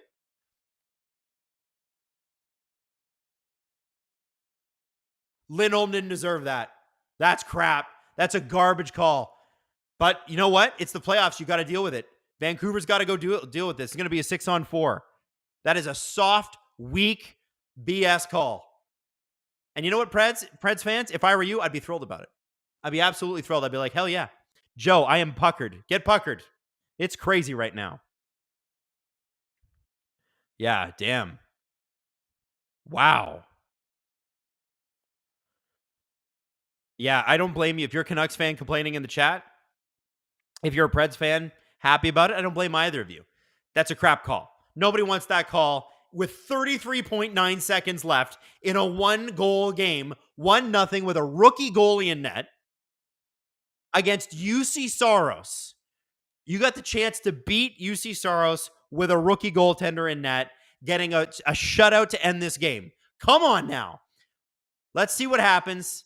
This is going to be big. 33.9 seconds to go. Everybody in Bridgestone Arena is on their feet. O'Reilly. Miller wins the faceoff.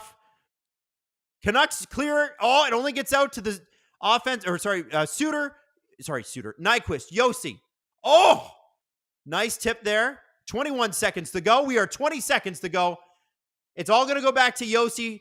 They're going to try to get it back out to Yossi. That's their game plan. See, back out to Yossi. He's going to take a shot. Back out to Yossi. He'll take a shot. Sheelovs, what a save. Oh, what a save. How did that puck stay out? Myers with a huge block. 5 seconds. 3 seconds. 1 second. It's over. Vancouver's going to the second round, baby. What a save. Tyler Myers just saved the series. Tyler Myers, goaltender. Oh my God. Ladies and gentlemen, we got Vancouver. We got Edmonton. We got ourselves a second round. That's going to be crazy. Oh, congratulations, Vancouver fans. This is the first time that Vancouver's gone past the first round with butts in seats, the non-COVID kind, since 2014. Is it 2014? It's since their cup run. Isn't that crazy? Vancouver Canucks fans are going to be able to see a second round home playoff game for the first time since their cup run. Guys, this is monumental. Sheelovs, unbelievable. Unbelievable. Who could have called Demko and Casey DeSmith going down in consecutive games? Nashville, for their part, played a heck of a series. And you know what? They had a heck of a season. Nobody, myself especially, took Nashville that seriously. And ultimately, it ends the way we kind of thought it would. But you got to give Nashville huge marks. They get some scoring in that lineup. There's not many changes they need to make to be a serious threat. Nashville has the chance to be everything LA thought it was going to be. If you can get Stamkos, if you can get, is Verhaeghe signed? If you can get Verhaeghe, you need an injection of like 30 or 40 goals in that lineup. You need somebody who can score some serious goals. Hey, shout out to Matt. Thank you for gifting those memberships, man. That helps us out hugely. We really appreciate it. Vancouver fans, I hope you're having a great time. I hope you're enjoying this. I hope there's dancing in the streets tonight, guys. I really do. The way you were partying after the Game 1 win, that's how I want to see you partying tonight. It's Friday night. It's springtime. It's only 7:50, I think. No, it's only 6:50 in Vancouver. You got the whole night ahead of you. Have a good time. Man, that was fun. What a way to end that series. Thank you, referee, for the BS call. Ty Smith, how many cars are going to be on fire? No, we're not making riot jokes today, Ty. We're not making riot jokes today. It was a long time ago, friend. Long time ago, friend. Now listen, Vancouver fans, I need you to come back and I need you to support Toronto. Can you do that for me? Okay, even if you can't. Steve is coming on tomorrow. He's got an 8 o'clock stream tomorrow. Leafs Bruins, Game 7, Saturday night. We had a great Friday night. Canadian team through. We're going to have a Canadian team in the Western Conference Final this year. It's a guarantee. We're going to have a Canadian team in the top 4 this year. It's a guarantee. Guys, we love. This is great. Man, congratulations to Vancouver Canucks fans. Congrats to All of Frederick Tarlington, Adam, I love your streams, but I'm happy I don't have to watch one on Sunday. I don't blame you, Freddie. I'm happy too, because that would have been a 10 o'clock start. It would have been a late night. Preds saluting the crowd after, you know what? The Preds have nothing to be ashamed of. That was a great season by a team that no one counted on. They get some scoring back in that lineup. That team, tell me that they can't be a threat next year. They can. That's just the start of things. They also need more options than just throw the puck to Yossi. We got to figure out, we got to get some more people with some shots. Get Luke Evangelista some skilled line mates. There's a guy that I really liked in this series. Ryan O'Reilly was playoff Ryan O'Reilly. Roman Yossi was unbelievable. UC Saros, be honest, I thought he was good, especially tonight, but Vancouver were just really, really efficient with their chances. Tyler Myers just saved the damn series. Look at this. Yeah. That was, dude, watching the replays here. Wow. I'm so excited for the Oilers Canucks. I don't even want to do any preview stuff. I just want to celebrate the fact that those two teams are playing each other. It's going to be an offensive madhouse, and I know they're going to hate each other by the end of it. Any team that has Corey Perry and Evander Kane, and then it's like JT Miller and Nikita Zadorov, dude, that is going to be a mean, fun, crazy series. It's hard to. I feel for these Preds fans because I know that feel, bro. I know how that feels. It's painful. It sucks. But you know what? You got to be happy. Maybe tomorrow. You don't have to be happy tonight.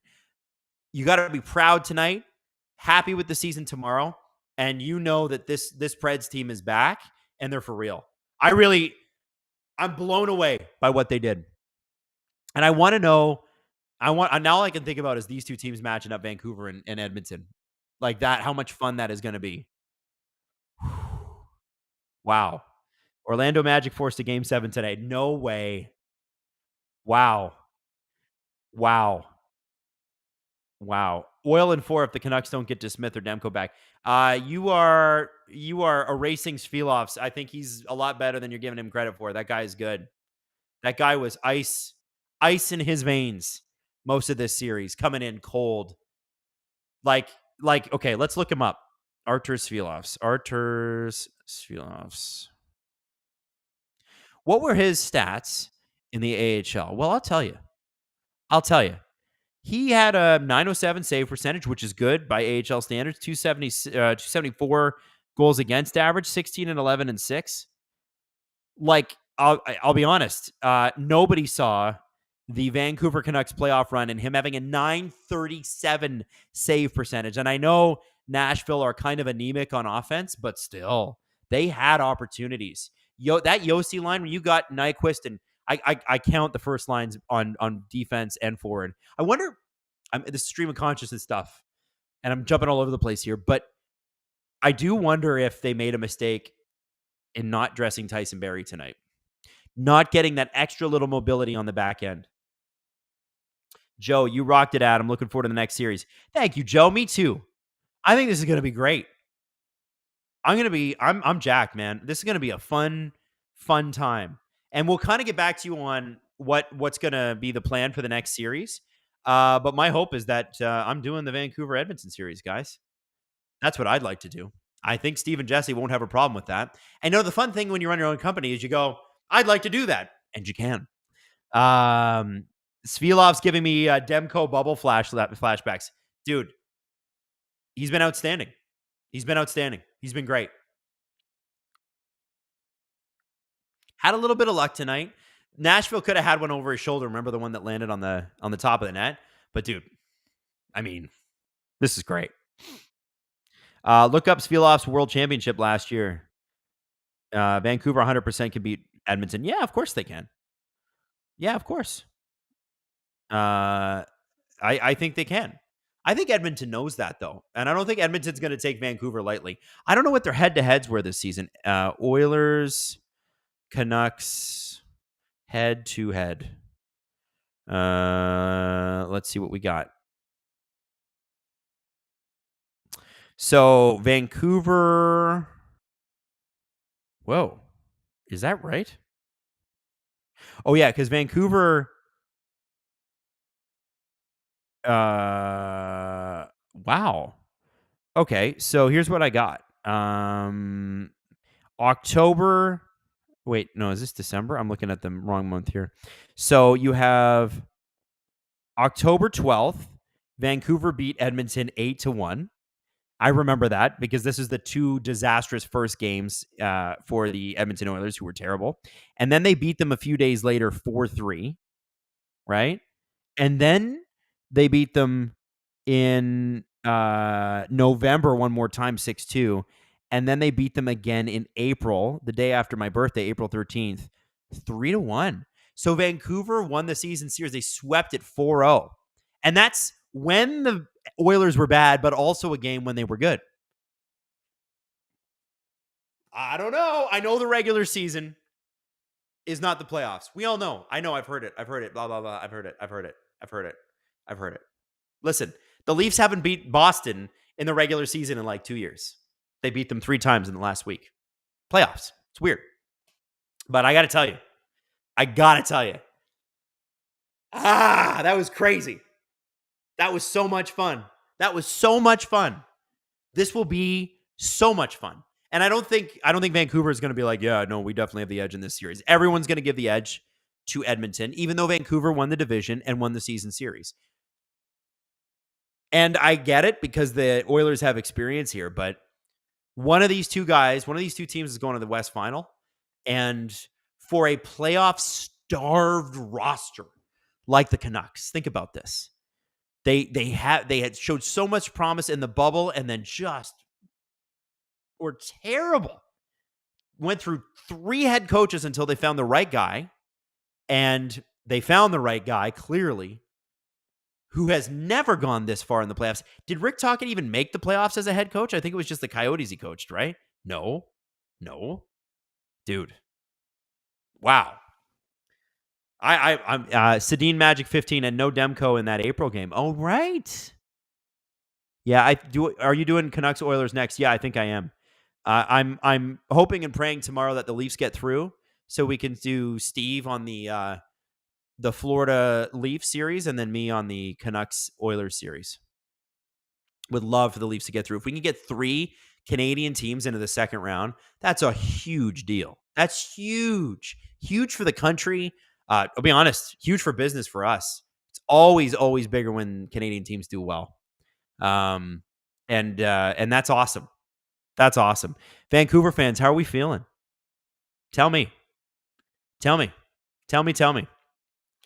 Vancouver sure loves to wait till the last minute. Yo, give Pius Suter his flowers, man. Finally. Don't forget, Sheloff beat Vegas in Vancouver when Vancouver never beat them at home right before the playoffs. You know what, James? I did forget that because that is something that it's difficult to know who's starting everywhere all the time when you're, covering the NHL. Sheloff's blown away. Really excited. You should stream Vegas next. Oh, you mean like right now?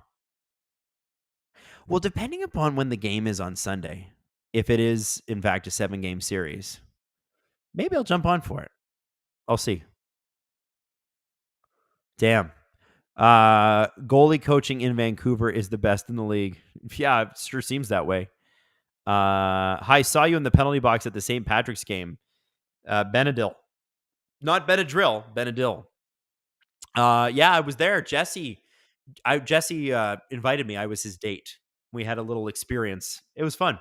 I think we were doing a little Instagram promo. It was good times.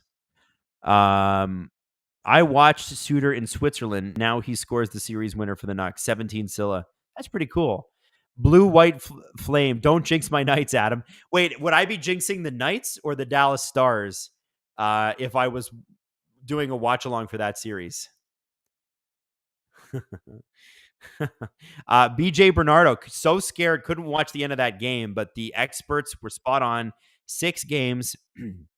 How was Pettersson tonight for you? Well, listen, Pettersson has taken criticism. We've talked about it a lot.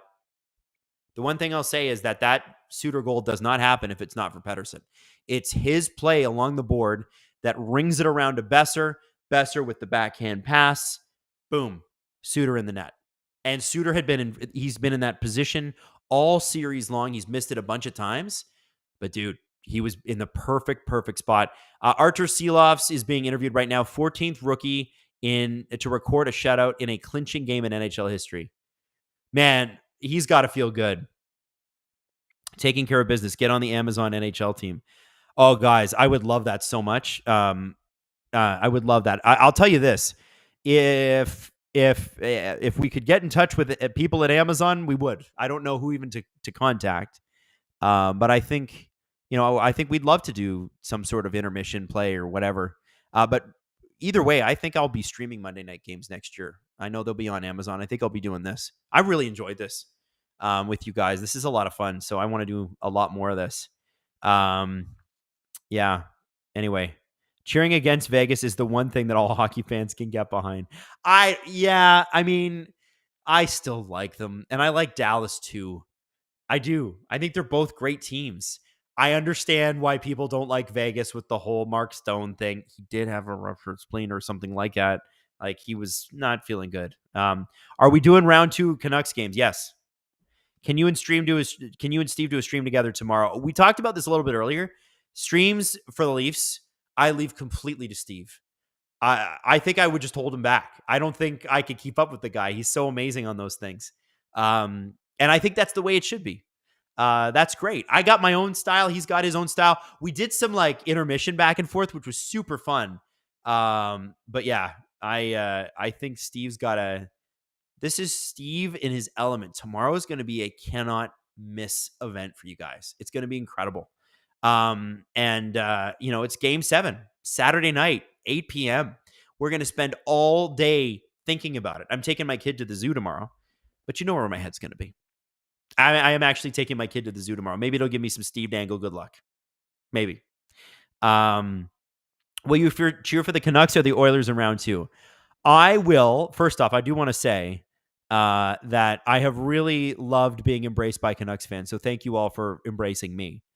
I mean, I think it's hard not to cheer for the Canucks now, isn't it? Hard not to. Really loved it. And I got to say, we got through that series together. That boring series where I'm sure you chewed your nails off your fingers.